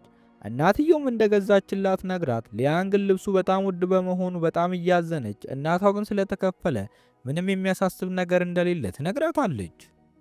በሚቀጥለውም ቀን ገና ፀሐይ ከመውጣቷ በፊት ታሊያን በምትወጣበት በር በኩል ቆሞ እየጠበቃት እሷም ስታየው በዚህ ጠዋት ምን እንደሚሰራ ትጠይቀዋለች። እሱም የለበሰችውን ዩኒፎርም አይቶ እያደነቀ ከእሷ ጋር ወደ ትምህርት ቤት ለመሄድ ሌሊቱን ሙሉ ለማለት በሚያስችል መልኩ እንደጠበቃት ይነግራታል። እሷም ያንን ሰምታ ጥላው ልትሄድ ስትል እጇን ይዞ ሌሊቱን ሙሉ የጠበቀው ብቻውን ለመሄድ እንዳልሆነ ነግሯት ያዘጋጀው ታክሲ ውስጥ ያስገባታል። ታክሲ ውስጥም እያሉ ታለምን በጠዋት እንደምትነሳ ይጠይቃታል። ሊያንም ከሱ ለመራቅ እንደሆነ ነግራ ቀልዳበት እሱም ትከሻዋ ላይ ጋደም ብሎ ዩኒፎርሙ እንደሚያምርባት ይነግራታል። ወደ ትምህርት ቤቱ ሲደርሱም አብረው ገብተው ታንም ከኋላዋ ሲሄድ ከቆየ በኋላ የፀጉር ማሳዣዋን ያወልቅባታል። እሷም ምን እያደረገ እንደሆነ ስትጠይቀው ታን ፈገግ ብሎ የሚያምርባት እንደዚህ መሆኑን ነግሮ ይሸኛታል። በሊያን ተስፋ ያልቆረጠው ቾይ ግን ወደምትማርበት ክፍል ገብቶ ጓደኛዋ ፊት ሊያን ሀብታም እንዳልሆነች የሚያሳይ ማስረጃ እየሰጠ ያሾፍባታል። የድርጊቱን በሰው አድርጎ ወደ ታን ጆሮ ደርሶ በሁኔታው በጣም የተናደደው ታንም ቾይን በኃይል መጥቶት በዙሪያው የነበሩትን ተማሪዎች በሙሉ ያስደነግጣቸዋል። በዚህ ሰዓትም ሁኔታው በጣም ተጋግሎ ከፍተኛ ጸብ ሊነሳ ሲል የትምህርት ቤቱ ኃላፊ ቦታው ላይ ደርሳ ሁለቱንም ይዛ ወደ ቢሮዋ ትገባለች። ከዚያም ሁለቱንም እየሰደበች እንደዚህ አይነት ባህሪ በትምህርት ቤት ውስጥ ድጋሚ ማየት አይደለም መስማት እንደማትፈልግ ነግራቸው ይቅርታ እንዲባባሉ አድርጋ ታስወጣቸዋለች። ውጭ ያለችው ሊያንም ከሲዩን ጋር ተቀምጣ እያወራች እያለ ከቾይ ተደውሎላት ዛሬ ማታ እራት እንደሚጋብዛትና መምጣት እንደሚኖርባት ተናግሮ ካልመጣች ግን በትምህርት ቤቱ ተማሪ ሁሉ ፊት ሀብታም እንዳልሆነች ተናግሮ እንደሚያሳፍራት ያስጠነቅቃታል። በዛኑ ቀን ማታም ሊያን ወደ ቾይ ቤት ሄዳ እሱም አጠገቧ ተቀምጦ እየበላ እያለ ሊያን ወደ ጉዳዩ ገብታ ከሷ ምን ፈልጎ እንደሆነ ትጠይቀዋለች። ቾይም ይህንን ጥያቄ ሲሰማ ፈገግ ብሎ የራሱ ሊያደርጋት እንደሚፈልግና አብራው ከሆነች ምንም አይነት ጉዳት እንደማይደርስባት ይነግራታል። ሊያንም በዚህ ንግግሩ በጣም እየተበሳጨች እያለ የቤቱ በር ተንኳክቶ ቾይም ሲከፍተው በሚገርም ሁኔታ ሪቸር በሩ ላይ ቆማ ለምን ስልኩን እንደማያነሳ እየጠየቀች ወደ ውስጥ ስትገባ ቾይ ተከትሏት ከአስፈላጊ ሰው ጋር ስብሰባ ላይ እንደነበር ይነግራታል። ሬቸልም ወደ ውስጥ ገብታ ሊያንን ስታያት በጣም በመገረም መጀመሪያ ከታን ጋር አሁን ደግሞ ከቾይ ጋር እያለች ሙድ ስትይዝባት ሊያን በዚህ ተናዳ ቤቱን ለቃ ወደ ስራዋ ትሄዳለች። ሬቸልም እኔ ከሞትኩ ሰርዳዊ ቀል በሚመስል መልኩ ከቤቱ እንደወጣች ለታን ደውላ እንደ ፍቅረኛው ሚንከባከባት ሊያን ከቾይ ጋር አሸሺ ገዳሚ እያለች እንደሆነ ትነግረዋለች። ታንም ይህንን እንደሰማ በፍጥነት ደውሎላት ሊያን ግን ስራ ላይ ስለነበረች ስልኩን ሳታነሳለት ትቀራለች። እሱም በዚህ ስለተበሳጨ ቀጥታ ወደ ስራ ቦታዋ ይሄዳል። እዛም እንደደረሰ ሊያንን ስቦ ከምትሰራበት ቤት አስወጥቷት ስልኳን ለምን እንደማታነሳ ይጠይቃታል። እሷ ግን ግራ ተጋብታ ስራ ላይ እንደሆነች በምልክት እያሳየችው እሱም በንዴት ከቾይ ጋር ለምን እንደተገናኘች ጠይቆ ሲያፋጥጣት ሊያን ከድምፁ መጮህ የተነሳ እንዴት መልስ እንደምትሰጠው ግራ ገብቷት ዝም ስትል ታን ከዚህ በኋላ ልክ እሱ እንደሚወዳት እንድትወደው እንደሚፈልግ ነግሯት ስራ ቦታዋን ለቆ ወደ ቤቱ ይመለሳል። የታን እናትም ልጇ ወደ ቤት መመለሱን አውቃ አብራው ተከትለው ወደ ክፍሉ እየገባች ከሊያን ጋር ምን ሲሰራ እንደነበር ስትጠይቀው እሱም የሆነ የሚያወራት አስፈላጊ ጉዳይ እንደነበርና ለዛም እንዳገኛት ይነግራታል። እናቱም ከሰራተኛቸው ልጅ ጋር የሚያወራው ምንም ነገር እንደሌለ በመናገር ጉዳዩ ምን እንደሆነ ለመጠየቅ ብትሞክርም ታን ግን ምንም ነገር ሳይነግራት ጥሏት ይወጣል። እናትየውም የልጇን እንደዚህ መሆን ስታይ ቀጥታ በመደወል ሊያንን አስጠርታት ጥሩ ነገር እንዲገጥማት የምትፈልግ ከሆነ ከልጇ እንድትርቅ አለበለዚያ ግን እሷንም እናቷንም ከዚህ ቤት እንደምታስወጣቸው ትዝትባታለች። ሊያንም በንግግሯ በጣም ተጎድታ ይቅርታም ጠይቃ ወደ ኩሽናዋ ትገባለች። ታንም እሷን አይቶ ተከትሏት እናቱ ምን እንዳለቻት ይጠይቃታል። እሷ ግን ምን እንዳለቻት ሳትናገር ከእሷ እንዲርቅና ከዚህ በላይ ችግር በሕይወቷ እንደማትፈልግ ትነግረዋለች። ታንም ባደረገው ነገር አዝኖ እሱም እናቱ ላደረገችው ነገር ይቅርታ ሲጠይቅ ሊያን ግን ምንም መልስ ሳትሰጠው ወደ ክፍሏ ገብታ ትተኛለች። በሚቀጥለው ቀን የትምህርት ቤቱ ምሳ ሰዓት ላይ ቾይ የሊያንን ምግብ ይዞ አብራው እንድትቀመጥ ሲጠይቃት ሊያን መልስ ሳትሰጠው ምግቧን ይዛ ልትሄድ ስትል እሱ ግን አስቁሟት በጉልበት አብራው እንድትሆን ያስገድዳታል። በቦታው ሲያልፍ የነበረው ታንም ሁለቱ አንድ ላይ ተቀምጠው ሲያይ ቾይን አጠገቧ እንዳይደርስ አስጠንቅቆት እንደነበር እየጮኸ አስታውሶት ሊያንንም እጇን ይዞ ከቦታው ላይ መሄድ ይጀምራል። በዚህ ጊዜም ቾይ አውቆ ሊያንን ጠልፎ ጥሏት ታንም በጣም ተናዶ ሊመታው ሲል ሊያን አስቁመው ተደናቅፋ እንደሆነም በመናገር ዋሽታ ወደ ትምህርት ቤቱ ጣሪያ በመውጣት ማልቀስ ትጀምራለች። ታንም ተከትሏት ምንም ነገር እንደማይፈጠርና እንድትረጋጋ እየነገራት እያለ ስልኳ ይጠራል። እሱም ስልኩን ሲያየው የደወለው ቾይ መሆኑን አይቶ ምን ፈልጎ እንደሆነ ሲጠይቀው ቾይ ስልኩን ለባለቤቱ እንዲሰጥ ይነግረዋል። ታን ግን ያለው ምንም ሳይሰማ ቾይ የት እንዳለ ጠይቆት ጉዞውን ወደዛው ያደርጋል። ታንም በቦታው ሲደርስ በሁለቱ መሃል ኃይለኛ ጸብ ተነስቶ በጣም ተደባድበው እርስ በእርስ ይጎዳዳሉ። በሰዓቱም የትምህርት ቤቱ ዳይሬክተር በቦታው ደርሳ ወደ ቢሮዋ ማስጠርታቸው እነሱን ከማስማማት የበለጠ ሌሎች ብዙ ስራዎች እንዳሉባት እየተናገረች ከዚህ በኋላ እንደዚህ አይነት ነገር ከተፈጠረ ወላጆቻቸውን ይዘው ካልመጡ እዚህ ትምህርት ቤት እንደማይገቡ ትነግራቸዋለች። ይህ ሁሉ ነገር ከተፈጠረ በኋላ ምሽት ላይ ታን የሊያን መግቢያና መውጫ ጋር ሆኖ እየጠበቃት እሷም በቦታው ስትደርስ ስልኳን አውጥቶ እሱ ጋር እንደነበር ተናግሮ ሰጥቷት እሷም ምንም ነገር ሳትል ስልኳን ተቀብላ ልትገባ ስትል አስቁሟት ከቾይ ጋር እንዳትሆኝ ብዬ ነግሬሻለሁ፣ አንቺ ግን አሰሚኝም እያለ ጮሆባት እሷም በጣም ደክሟት ስለነበር ምንም አይነት ችግር ውስጥ መግባት እንደማትፈልግ እየነገረችው እያለ የታን ወንድም ኪም ከመኪናው ሲወርድ እጃቸውን ተያይዘው ሲያይ ይደነግጣል። በሚቀጥለውም ቀን ሊያን የተፈጠረው ነገር በሙሉ በጣም ስላደከማት ትምህርት ቤት ለመቅረት ወስና ቤት ውስጥ ያሉት ሰዎች ግን እንዳይጠረጥሩ በማለት ዩኒፎርሟን ለብሳ ወደ ውጭ ትወጣለች። ታንም ትምህርት ቤት ውስጥ ፈልጎ ሲያጣት ወደ ውጭ ወጥቶ ልትሄድበት በምትችልባቸው ቦታዎች ላይ ሲፈልጋ ከቆየ በኋላ አግኝቷት ከመኪናውም ወርዶ እጇን ይዞ አብሯት መሄድ ይጀምራል። በመንገዳቸውም ላይ ሊያን በእሷ ምክንያት የደረሰበት ነገር በሙሉ ይቅርታ እየጠየቀችው እሱ ግን እንዲሰማት እንደማይፈልግና ስለሚወዳት የተቻለውን ሁሉ ለማድረግ እንደሚጥር ይነግራታል። ሊያንም ጥቂት ካሰበች በኋላ እሷም እንደምትወደው ለመጀመሪያ ጊዜ ተናግራ ነገር ግን ምንም ነገር ልታደርግለት እንደማትችል ብዙ ችግሮችም እንዳሉባት ስትገልጽ ታን ለመጀመሪያ ጊዜ ስሜቷን አውጥታ መናገሯ ደስ ብሎት ምንም ያስፈራት ነገር ሊኖር እንደማይገባና ከእግዚአብሔር በታች እሱ እንደሚጠብቃት ይነግራታል። ሊያንም በዚህ ንግግሩ ስቃ ከቾይ ጋር ሲደባደብ የቆሰለውን ፊቱን እያየች መጀመሪያ ራሱን እንዲጠብቅ ነግራው ወደ ስራዋ ትገባለች። በስራ ሰዓቷም ላይ ደንበኞቿን እያስተናገደች እያለ ሁለት ሰዎች እጇን ይዘው ሊለኳት ሲሞክሩ በቦታው የነበረው ቾይ ሁለቱንም በኃይል መጥቶ መሬት ላይ ጥላቸዋል። ቾይም እሷን እጅ ለመያዝ መብት ያለው እሱ ብቻ እንደሆነ ተናግሮ በዚህ ባህሪው ግን የተሰላቸችው ሊያን ምንም ነገር ሳትለው ጥላው ትሄዳለች።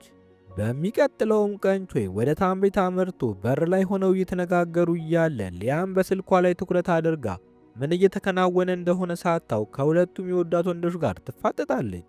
በዛው ቅስፈት እዛው የምትኖር ሳታስመስል ወደ ቤቱ ለመግባት አንዳንድ ሀሳቦችን እያመጣች እያለ ታን ሁኔታዋ ገብቶት ውስጥ እንድትጠብቀውና አብረው ፊልሙን እንደሚያዩ ይነግራታል። ይህንን የሰማው ቾይም በጥርጣሬ አይን እያያቸው ነገር ግን ምንም ነገር ሳይል ወሬውን ከታን ጋር ይቀጥላል። ከሰዓታትም በኋላ ሊያን አንድ ዕቃ ለመውሰድ ወደ ውጪ ስትወጣ ታን አግኝቶ ወደ ማከማቻው ክፍል አስገብቷት ከቾይ ጋር ስላወራነው ነገር ምንም አትጠይቅኝም ወይ ያላት እሷ ምን እንዳለው ስትጠይቀው ከዚህ በኋላ ፍቅረኛ ማቾች እንደሆኑ እንደነገረው ይነግራታል። ሊያንም በዚህ ተበሳጭታ ለምን እየዋሸው እንደሆነ ትጠይቀዋለች። ታንም ምንም ውሸት እንደሌለውና አብረው እንደሆኑ አስረግጦ ሲነግራት ሊያን በጣም ሰልችቷት ሲጀመር እሱ መጀመሪያ ቀለበት አስሮ እንደነበር ያንም ቢያፈስ ደግሞ ቤተሰቡ ከቤት እንደሚያባረረው ሲቀጥል ደግሞ እንደው አብሮ ቢሆኑ እንኳን እሷ ከእናቷ ጋር ከዚህ ቤት እንደምትባረርና ዞሮ ዞሮ መለያየታቸው እንደማይቀር ነግረው ካለበት የቅዠት ዓለም ወጥቶ እውነታውን እንዲመለከት ትጠይቀዋለች። እሱም በንግግሯ በጣም ተጎድቶ እስካሁን ህልም የሚመስል ገራሚ ህይወት እየመራኝ ነበረ ቢሆንም አሁን ግን ድጋሚ ሊያዩ የማይፈልገው ቅዠት እንደሆነበት ነግሯት ጥሏት ይሄዳል። ከዛ እንደወጣም ወደ አባቱ አመርቶ ከሪቸር ጋር ያለውን የጋብቻ ቃል ኪዳን ማፍረስ እንደሚፈልግ ይነግረዋል። አባቱም ይህንን ሲሰማ በጣም ተደናግጦም ሪቸር ሀብታምና ለእሱ በጣም ጥሩ አማራጭ እንደሆነች እየነገረ ምክንያቱን ሲጠይቀው ታን ሪቸርን ጭራሽ እንደማይወዳት ይነግረዋል። አባቱም ይህንን ያስተዋለው አሁን እንደሆነ ጠይቆ ይጮህበትና ቃል ኪዳኑን ማፍረስ እንደማይችል ሲነግረው ታን ተናዶ አባቱ እያወራ ጥሎት ይወጣል።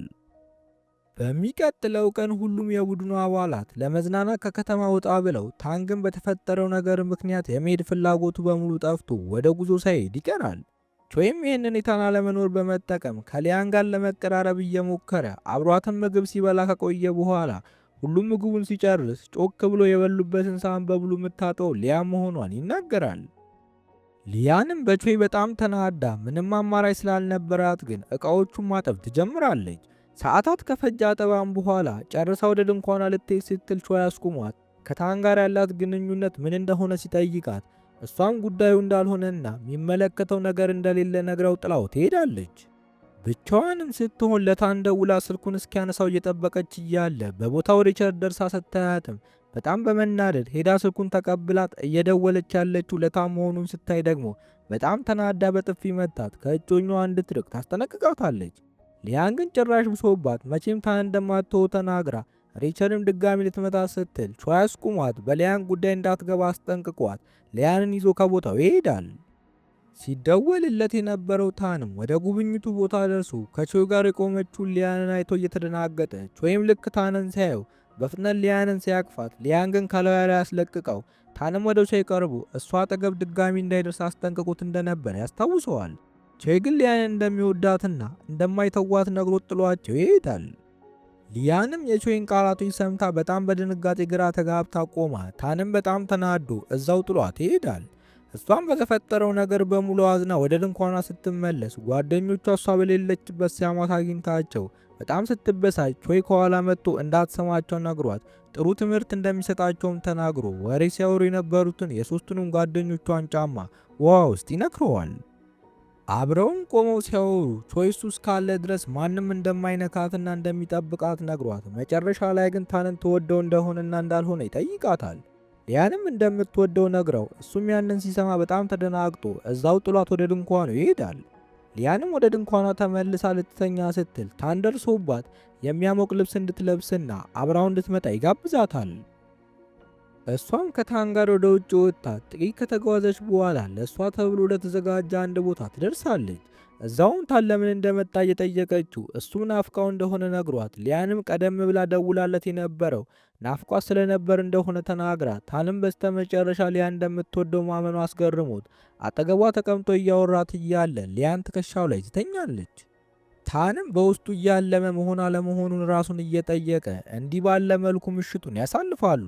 በሚቀጥለው ቀን ተማሪዎቹ በሙሉ ወደ አንድ ሆቴል አምርተው ቁርስ እየበሉ የነበረ ቢሆንም ሊያን ግን ቶሎ ስለጨረሰች ሆቴሉን ዞር ዞር ብላ ለማየት ወደ ውጭ ስትወጣ ቾይ ተከትሏት ይሄዳል። ሊያንም ሄዳ የሆቴሉ ዋና ገንዳ ጋር ስትደርስ ቾይ አስቁሟት አውቆም ወደ ውሃ ውስጥ ጥሏት ተሳስቶ እንደሆነና ታን ከእንደዚህ አይነት ሁኔታዎች ሊያተርፋት እንደማይችል ጭራሽም እንደማይወዳት ነግሯት ከሱ ጋር ብትሆን ግን ማንም እንደዚህ እንደማይጫወትባት እየተናገረ እያለ ታን ከኋላው በእግሩ ገፍቶ ውሃ ውስጥ ይከተዋል። ቾይም በሁኔታው በጣም ስለተናደደ ሊደባደበው ሲል ጓደኛቸው መሃል ገብቶ ያረጋጋቸዋል። በሚቀጥለውም ቀን ሊያን ቤት ውስጥ እያለች በሰራተኞቹ አንድ ዕቃ ወደ ታን ክፍል እንድትወስድ ተጠይቃ እሷም ባትፈልግም ዕቃውን ተቀብላ ጉዞዋን ወደ ክፍሉ ታደርጋለች። በሩ ላይም ስትደርስ ልግባ እያለች ስታመነታ ታን አይቷት እጇን ጎትቶ ወደ ውስጥ አስገብቷት መግባት የፈራችው ለምን እንደሆነ እየጠየቀ ሲስቅባት በዛው ቅስፈትም እናቱ በሩን ከፍታ ገብታ ሊያን ላይ የጮኸችባት ልጇን ምን እያደረገችው እንደሆነ ትጠይቃታለች። ታንም ሊያንን ወደ ክፍሏ እንድትመለስ ነግሮ ከክፍሉ ካስወጣት በኋላ ለእናቱ ሊያንን እንደሚወዳት ይነግራታል። እናትየውም ይህንን ስትሰማ በጣም ተደናግጣ ከሰራተኛ ልጅ የበለጠ ሰው ማግኘት አቅቶ ነው ወይ ብላ እየጠየቀችው በመካከላቸውም ኃይለኛ ጭቅጭቅ ተነስቶ የጭቅጭቁ መንስኤ የሆነችው ሊያን ደግሞ ወደ ክፍሏ ገብታ ማልቀስ ትጀምራለች። የሊያን እናትም ይህንን ታስተውልና ምን ሆና እንደሆነ ስትጠይቃት ሊያን ዕቃ ለማዘዝ ወደ ታን ክፍል ስትገባ እናቷ አይታት ሁሉንም ነገር በተሳሳተ መልኩ እንደተረዳችው ትነግራታለች። እያወሩም እያለ የታን እናት ወደ ክፍላቸው ገብታ ሊያንና እናቷን በኃይል እየተናገረች ታንም በቦታው ደርሶ ለእናቱም ይቅርታ ጠይቆ ይዟት ወደ ውጭ ይወጣል። በዚህ ጊዜም ሊያን እናቷን ከዚህ ቤት መውጣት እንዳለባቸው እየነገረቻት፣ እናቷ ግን በቂ ገንዘብ ለማግኘት እስከ ወሩ መጨረሻ ድረስ መጠበቅ እንደሚኖርባቸው ነግራት፣ ሊያንም ያንን ስትሰማ ከቤቱ ወጥታ ወደ ጓደኛዋ ቤት ታመራለች። ታንም በዛኑ ምሽት እሷን ፍለጋ ወደ ውጭ ወጥቶ የት እንዳለች ለማወቅ ቢደውልላትም ሳታነሳለት ግን ትቀራለች። በሚቀጥለውም ቀን ሊያን ከቾይ ጋር ተገጣጥማ እሱም እንደተለመደው እየቀለደባት ከነበሩበት ዕቃ መሸጫ ቦታም ወጥተው አስፋልት ሊሻገሩ ሲሉ በሌላኛው ጥግ የነበረው ታን አይቷቸው ቾይም ይህንን ሲያይ ሊያንን አስገድዶ አቅፏት አብሮ መሻገር ይጀምራሉ። ታንም ይህንን ሲያይ በጣም ተናዶ የሊያንንም እጅ ይዞ ቾይን እንዲለቃት ቢነግረውም እሷ ግን የሁለቱንም እጅ አስለቅቃ ሁሉም ነገር እንደበቃት ለታን ነግራው ጥላቸው ትሄዳለች። ምሽትም ላይ ታን ወደ ሊያን የሥራ ቦታ አምርቶ አይኑ ቀልቶ ቅድም እጇን ሲይዝ እሷም ይዘው አብራው ሆኖ እንዲሄዱ ሲያስብ እንደነበር ይነግራታል። እሷም አይኗን ባያፈሰሰ እንደዛ ማድረግ እንዳልቻለች ነግራው ታቅፈዋለች። በሚቀጥለው ቀን ታንና ሊያን እጅ ለእጅ ተያይዘው ወደ ትምህርት ቤት ሲገቡ ሬቸልና ቾይን ጨምሮ ተማሪዎቹን በሙሉ ያስደነግጧቸዋል። ነገሩ ያልበረደላት ሬቸል ግን ብቻዋን ስትሆን ጠብቃ ወደ ሊያን በማምራት ከታን እንድትርቅ አስጠንቅቃት እንደነበር ስታስታውሳት ታን በሰዓት ወደ ክፍሉ ገብቶ ሬቸልንም አስቁሟት ከዚህ በኋላ ሊያን ፍቅረኛዬ ነች፣ ስትናገሪያት መስማት አልፈልግም ብሎ ያስጠነቅቃታል። ሬቸልም ይህንን ስትሰማ ታን ከሷ ይልቅ ሊያንን መምረጧን አናዷት በጥፊ መታው። እሱ ግን ምንም ሳይመስለው ከሊያን ጋር ተያይዞ ከክፍሉ ይወጣል። አመሻሽ ላይም ሊያን ስራዋን ጨርሳ ስትወጣ ከታን እናት ጋር ተገናኝታ እናትየውም እየቀለደች እንደነበርና በዛ ምክንያት ውጪ ማደር እንደሌለባት ተናግራ ወደ ቤት እንድትመለስ ስትጠይቃት ሊያን ታንም ቤቱን ለቆ እንደወጣ ትነግራታለች።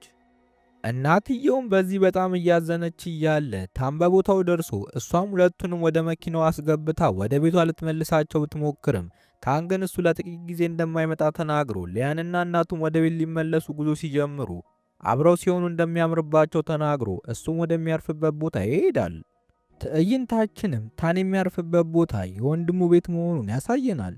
እሱም ይህንን አጋጣሚ በመጠቀም በመካከላቸው ያለውን ግንኙነት ለማሻሻል መሞከር ይጀምራል። በሌላ በኩል ደግሞ ቤት የደረሱት እነ ሊያን ቆመው ከታን እናት ጋር እየተነጋገሩ እያለ በድንገት የታን እጮኛ ሬቸል ወደ ቤቱ ትመጣለች። የዚህን ጊዜም የታን እናት ሬቸል እስክትሄድ ድረስ ሊያንን ከክፍሏ እንዳትወጣ አስጠንቅቃት ሬቸልን ለማውራት ስትሄድ ሰዎችን ማታለል የምትችለው ሬቸል ደግሞ አበባ ይዛ መጥታ የታን እናት በሷ በኩል እንድትሆንና የጋብቻው ፕሮግራም እንዳይሰረዝ ለማድረግ ጥረት ማድረግ ትጀምራለች። እናትየውም በሐሳቡ ብዙም ባትስማማም ነገር ግን የምትለውን ሰምታ ታሰናብታታለች። ሬቸልም ጉዳዩን ጨርሳ ልትወጣ ስትል የእነሱ ትምህርት ቤት ዩኒፎርም የሆነ የሴት ልብስ አይታ ልብሱንም ቀርባ የማን እንደሆነ ስታይ የሊያን ሆኖ ታገኘዋለች። ሊያንም ከስራ ስትመለስ ዩኒፎርሟን አጥታ ወደ ትምህርት ቤትም ያለ ዩኒፎርም ሄዳ እዛውም ሬቸልን ቀጥታ ሄዳ ልብሷ የት እንዳለ ትጠይቃታለች። ሬቸልም በንቀት አይን እያየቻት ቆሻሻ መጣያ ውስጥ እንደሆነ ትነግራታለች። ሊያንም ወደ ቆሻሻው መጣያ ስትሄድ የምርም ልብሷን እዛው ተጥሎ አይታው ሬቸልም ተከትላ መጣ ይሄ መጀመሪያው እንደሆነና ከታን የማትርቅ ከሆነ መጨረሻዋ ጥሩ እንደማይሆን እየተናገረች የሰራተኛ ልጅ በመሆኗ ስትቀልድባት ሊያን በንዴት በጥፊ ትመታታለች።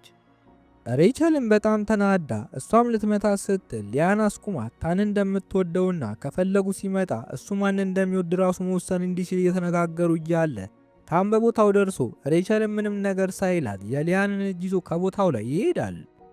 እነሱም እስከ ማታ ድረስ አብረው ጊዜ አሳልፈው እሱም ወደ ቤታቸው አድርሷት እንድትገባ ሲነግራት ሊያን መች ወደ ቤቱ እንደሚመለስ ጠይቀዋለች። ታንም ወንድሙን ካልያዘ እንደማይመለስ ነግሯት ወደዛው ጉዞውን ያደርጋል። ወንድሙንም የሚሰራበት ሆቴል ውስጥ አግኝቶት አብሮትም ሲቀመጥ ለምን እንደማይወደው ሲጠይቀው ኪም ምንም ሳይደብቅ እናቱ እንደሱ እናት ስላልሆነች እንደሆነ ነግሮት ጥሎት ይሄዳል። በሚቀጥለው ቀን ቾይ የትምህርት ቤቱን ተማሪ በሙሉ ፓርቲ ላይ ጋብዟቸው እዛውም ሊያን በተማሪ ሁሉ ፊት የሰራተኛ ልጅ እንደሆነችና ሀብታም እንዳልሆነች ትናገራለች። ተማሪዎቹም በሙሉ ያንን ሲሰሙ ተገርመው ታንን ይህንን ጉዳይ ያውቅ እንደሆነና እንዳልሆነ ሲጠይቁት ታን ከድሮ ጀምሮ ያውቅ እንደነበር ነግሯቸው እዛው ሁሉም ፊት እንደሚወዳት ይናገራል። ይህ በእንዲህ እንዳለ በተመሳሳይ ሰዓት የታንና ከሬቸል እናት ጋር ተገናኝታ ልጇ ሬቸልና ታን ስላላቸው ግንኙነት ትጠይቃታለች። የሬቸልም እናት ልጇ ታን እንደምትወደውና ምንም ነገር እንደማይቀየር ሁሉም ነገር በታሰበው መንገድ እንደሚሄድ ተናግራ ታን ልጇን ለመፍታት ያቀረበውን ሀሳብ ውድቅ ስታደርግ የታን እናት ተገርማ ከፖስታ ውስጥም የሬቸል እናት ከወንዶች ጋር ስትማገጥ የሚያሳይ ፎቶ ወጥታ እያሳየቻት አሁንስ ልጇን ይዛ ከታን መራቅ ትችል እንደሆነና እንዳልሆነ ትጠይቃታለች። በቀጣዩ ቀን ትምህርት ቤት ውስጥ እያሉ አስተማሪያቸው ቡድን ፈጥረው ፊልም እንዲያዩና ከሚያዩ ፊልም ተነስተው የሚያገኙትን ትምህርት እንዲጽፉ አዘዋቸው ሊያንም ከቾይና ከታን ጋር ቡድን ትመሰርታለች። እነሱም ለሁለት ሆነው ወደ ሊያን የሥራ ቦታ አመርተው እሷም ስራ ላይ ስለነበረች ታሪኩን ለሁለት እንዲያዳምጡ አዛቸው ልትሄድ ስትል ከታን አባት መስሪያ ቤት የተላኩ ሁለት ሰዎች መጥተው ታን እንደሚፈለግና ካልመጣ በጉልበት ይዛችሁት ኑ እንደተባሉ ነግረውት እሱም ምንም ጉልበት ሳያስፈልግ እንደሚሄድ ተናግሮ ይከተላቸዋል። ታንም ወደ አባቱ ጋር ሲደርስ አባትየው የጋብቻ ቃል ኪዳኑን መስበሩ አናዶት እየጮሁበት ከዚህ በኋላ ወደ ትምህርት ቤት እንደማይሄድና ከቤትም እንደማይወጣ ይነግረዋል። እናትየውም ልጇ ወደ ክፍሉ ሲገባ ተከትለው ገብታ የጋብቻውን ቃል ኪዳን ያፈረሰችው ሊያንን ስለሚወዳት እንደሆነ ትነግረዋለች። ይህ በእንዲህ እንዳለ ሬቸል እያለቀሰች ከእናቷ ጋር ስትጨቃጨቅ እናቷ ግን የተፈጠረውን ነገር ሳትነግራት ሁለቱ የሚጣጣሙ ሰዎች እንዳልሆኑ ብቻ በመናገር ነገሩን አደባብሳ ለማለፍ ትሞክራለች። አመሻሽም ላይ ሊያን ከስራ ወደ ቤት ስትመለስ ቾይ አግኝቷት ሸኝቷት በር ላይም ብዙ ጥበቆች መኖራቸው አስደንግጧት ወደ ውስጥ ገብታ እናቷን ታን ከቤት እንዳይወጣ የተከለከለው ለምን እንደሆነ ትጠይቃታለች። እናትየውም ታን የጋብቻ ቃል ኪዳኑን በማፍረሱ ምክንያት አባቱ እንዳይወጣ እንዳደረገው ትነግራታለች። በዛኑ ቀንም ኪም ወደ ቤት አምርቶ አባቱንም ታንን ሊያወራው የሚፈልገው ነገር እንዳለ ነግሮ አሳምኖት እንዲያመልጥ ያደርገዋል። ከዛም ወደ ቢሮ ወስዶት አባታቸው የሱን እናት በድብቅ የማውራቱ ዜና ከወጣ የድርጅታቸው ጉዳይ እንደሚያበቃለት ነግሮት የድርጅቱን ሼር ትቶ ወደ አሜሪካ እንዲመለስ ያዘዋል። ታንም ይህንን ሲሰማ በጣም ተናዶ ይህን ያህል እንደሚጠላው ቢያውቅ ኖሮ ሲጀመር እንደማይመጣ ነግሮት አሁን ግን እዚህ እስካለ ድረስ ድርጅቱ ወይ ያንተ ወይ ደግሞ የኔ ይሆናል ብሎት ወደ ቤቱ ይመለሳል። ወደ ቤት ውስጥም እየገባ እያለ ከሊያን ጋር ተገጣጥሞ እሷም ከአባቱ ጋር ልታወራ እየሄደች ስለነበር ድርቅ ብላ ምንም ነገር ሳትለው ወደ ቢሮ ትገባለች። ወደ ውስጥም ስትገባ የታን አባት ሁለት አማራጭ እንዳላት ነግሯት የመጀመሪያው ወደ ፈለገችው ሀገር ታንን ትታ እንድትሄድ ካልሆነ ግን እዚሁ እንድትቀርና ከሱ ጋር ለመሆን የሚሰጣት 15 ቀን ብቻ እንደሆነ ከዛም በኋላ ድጋሚ እንደማታየው ይነግራታል። ከደቂቃዎችም በኋላ ሊያን ወደ ታን ክፍል አመርታ እሱም በሩ ላይ ሲያያት እንዴት ጥበቃዎቹን እንዳለፈች ጠይቋት እሷም ፈገግ እያለች ሚስጥር እንደሆነ ነግራው እዛውም አቅፈው እንደምትወደው ትነግረዋለች። ታንም እዛው እሱም እንደሚወዳት ነግሯት ይሄ ጊዜ እንደሚያልፍና እሱን ትታው እንዳትሄድ ቃል አስገብቷት አብረው እንደሚሆኑም ይነግራታል። በሚቀጥለውም ቀን ከጥበቃዎቹ አንዱ ለታን ሊያን በአባቱ ትዕዛዝ መሰረት ወደ ውጭ ልትሄድ መሆኑን ነግሮት እሱም ያንን ሲሰማ ወደ አባቱ ቢሮ አምርቶ በስልኩ ለትምህርት ቤቱ ዳይሬክተር በመደወል ይዛው ወደ ትምህርት ቤት እንድትሄድ ይጠይቃታል። ዳይሬክተሯን በመኪና ታንን ይዛው ወደ ትምህርት ቤቱ ስትደርስ ታን ምንም ጊዜ ሳያጠፋ ሊያንን ከነ ቦርሳዋ ይዞ ከክፍሏ አስወጥቷት ከቦርሳዋ ውስጥም ልትሄድ የተዘጋጀችበትን ትኬት ያገኘዋል። እሱም እዛው ትኬቱን ቀዳዶ ጥሎት ተወደው እንደሆነና እንዳልሆነ ይጠይቃታል። እሷም ምንም እንኳን ብትወደውም አባቱ እንደምትፈራው ግን ትነግረዋለች። በዚህ ንግግሯም ታን በጣም ተናዶ ከሷ ውጭ ያለውን ሁሉም ነገር እንዳጣና እሷን ላለማጣት የተቻለውን ሁሉ እንደሚያደርግ ይነግራታል። ሊያንም ስታለቅስ ታን ተረጋግቶ እንደሚወዳትና አብረው እንዲሆኑ ሲል የማያደርገው ነገር እንደሌለ ነግሯት በቦታዎቹ ሲመጣ ታን ሊያንን እያሳየው እሱ ለቀናት ላይኖር ስለሚችል እንዲንከባከባት ይጠይቀዋል። ቾይም በጥያቄው ተስማምቶ እንደሱ ሆኖ እንደሚንከባከባት ይነግረዋል። ታንም ወደ ቤቱ ሲመለስ ከአባቱና ከኪም ጋር ስብሰባ ላይ ተቀምጦ እዛውም አባቱ ሁለቱም በድርጅት ውስጥ እኩል መብት እንዳላቸውና ድርጅቱን ከመሞት ለማትረፍ አብረው እንዲሰሩ ይነግራቸዋል። ይህ በእንዲህ እንዳለ የታን እናት ከሊያን እናት የይቅርታ ደብዳቤ ደርሷት በደብዳቤውም ላይ የሊያን እናት ቤቱን ለቀው እንደወጡና ለሁሉም የተሻለው እንዳደረጉ ተናግረው ታንም ወደ ቤቱ ሲመለስ ይህንን መረጃ ሰምቶ ሊያንም ፍለጋ ወደ ውጭ ይወጣል። ከስንት ፍለጋም በኋላ አግኝቷት ሊያንም ስታየው ተናዳ ልታገኘው እንደማትፈልግ ትነግረዋለች። እሱም ሀሳቧ ምንም ሳይገባው ላደረገው ነገር በሙሉ ይቅርታ ጠይቆ ወደ ለመደችው ህይወቷ መመለስ እንደምትችል ነግሯት እሷ ግን እንደምትጠላውና ምንም ነገር ከሱ ጋር እንዲኖራት እንደማትፈልግ ትነግረዋለች። ታንም ይህንን ሲሰማ በጣም አዝኖ ከዚህ በኋላ እንደማይገናኙና ይሄ የመጨረሻ ጊዜያቸው እንደሆነ ነግሯት ጥሏት ይሄዳል። ከዛም ቀጥታ ወደ አባቱ ቢሮ አምርቶ ከዚህ በኋላ ሊያን እንደማያገኛት እንደተሸነፈም እንዳመነ ነግሮት ሊያንም ምንም ነገር እንዳያደርግባት ማስጠንቅቆት ክፍሉ ውስጥ ገብቶ እቃውን በሙሉ መሰባበር ይጀምራል። ኪምም ወንድሙ ያለበት ሁኔታ አሳስቦት ወደ ሆስፒታሉ ወስዶ እያሳከመው ታን ግን እዚህ የቀረው የሚቀመጥለት ምንም ነገር ስለሌለ ወደ አሜሪካ መመለስ እንደሚፈልግና ያንን ሁኔታ ወንድሙ እንዳይመቻችለት ይጠይቀዋል። ይህ በእንዲህ እንዳለ የታን አባት ከሊያን ጋር ተቀምጦ እያወራ ስለተፈጠረው ነገር ለምን እንዳልነገረችው እየጠየቀ አፋጧት። እሷም ታንን ስለምትወደው እንደሆነና ከሱ መራቅ ስለማትችል እንደሆነ ነገር አስደንግጠው ቤቱን ለቃ ትወጣለች። በሚቀጥለውን ቀን የወንድሙ ሁኔታ ያሳሰበው ኪም ወደ ሊያን ሄዶ የታን ነገር በጣም እየተባባሰ እንደሆነና ከሱ እንዳትርቅ እየጠየቃት መልሷ እንደሚጠብቅ ተናግሮ ትቷት ይሄዳል። ወደ ቤትም ሲመለስ ታንን አግኝቶት እሱንም ወደ አሜሪካ የሚልከው ትምህርቱ ላይ ትኩረት የሚያደርግ ከሆነ ብቻ እንደሆነ ነግሮት ታንም በሐሳቡ ሲስማማ የተቆረጠለትን የትምህርት ትኬት ይሰጠዋል። በሚቀጥለውም ቀን ታን በፓርክ ውስጥ ብቻውን ቁጭ ብሎ እያለ ሊያን አጠገቡ መታ እንደናፈቃት ስትነግረው በጣም ተደናግጦ እሷም እየቀለለችበት ከዚህ በኋላ ጥለው እንደማትሄድ ቃል ትገባለታለች። እሱም አቅፏት ተያይዘው መሄድ ይጀምራሉ። መንገዳቸውም ላይ እናቱ ደውላለት ከአባቱ ጋር ኃይለኛ ጭቅጭቅ ውስጥ እንደገቡ ነግረው እሱም በፍጥነት መኪና አዘጋጅቶ እናቱን ወደ ሆቴል ይወስዳታል። ከዛም ቀጥታ ወደ ኪም አምርቶ እንደ ወንድም ላደረገለት ነገር በሙሉ አመስግኖት አባታቸው ነገ ፓርቲ እንዳዘጋጀና እዛም ላይ እንዳይቀር ነግሮት ይወጣል። በሚቀጥለውም ቀን ሊያን በሚያምር ቀሚስ ከታን ጋር ሆና ፓርቲ ላይ ተገኝታ ታንም እዛ ባሉት ሚዲያዎች ሁሉ ፊት ሊያን እጮኛው እንደሆነች አስተዋውቆ ወደ ውስጥ ይገባሉ። ይህንን ያየው አባትየውን በጣም ተናዶ ሁለቱንም አንድ ክፍል ውስጥ አስገብቶ እየሰደባቸው ታንም አስቁሙት አሁን ሁሉም ሰው ሊያን ፍቅረኛው መሆኗን እንደሚያውቅ ነግሮት ሁኔታውን ቢቀበል እንደሚሻልም ገልጾለት ሊያንን እያየ እንደሚወዳት ሲናገር እየተመለከትን ታሪካችንን እናጠናቅቃለን።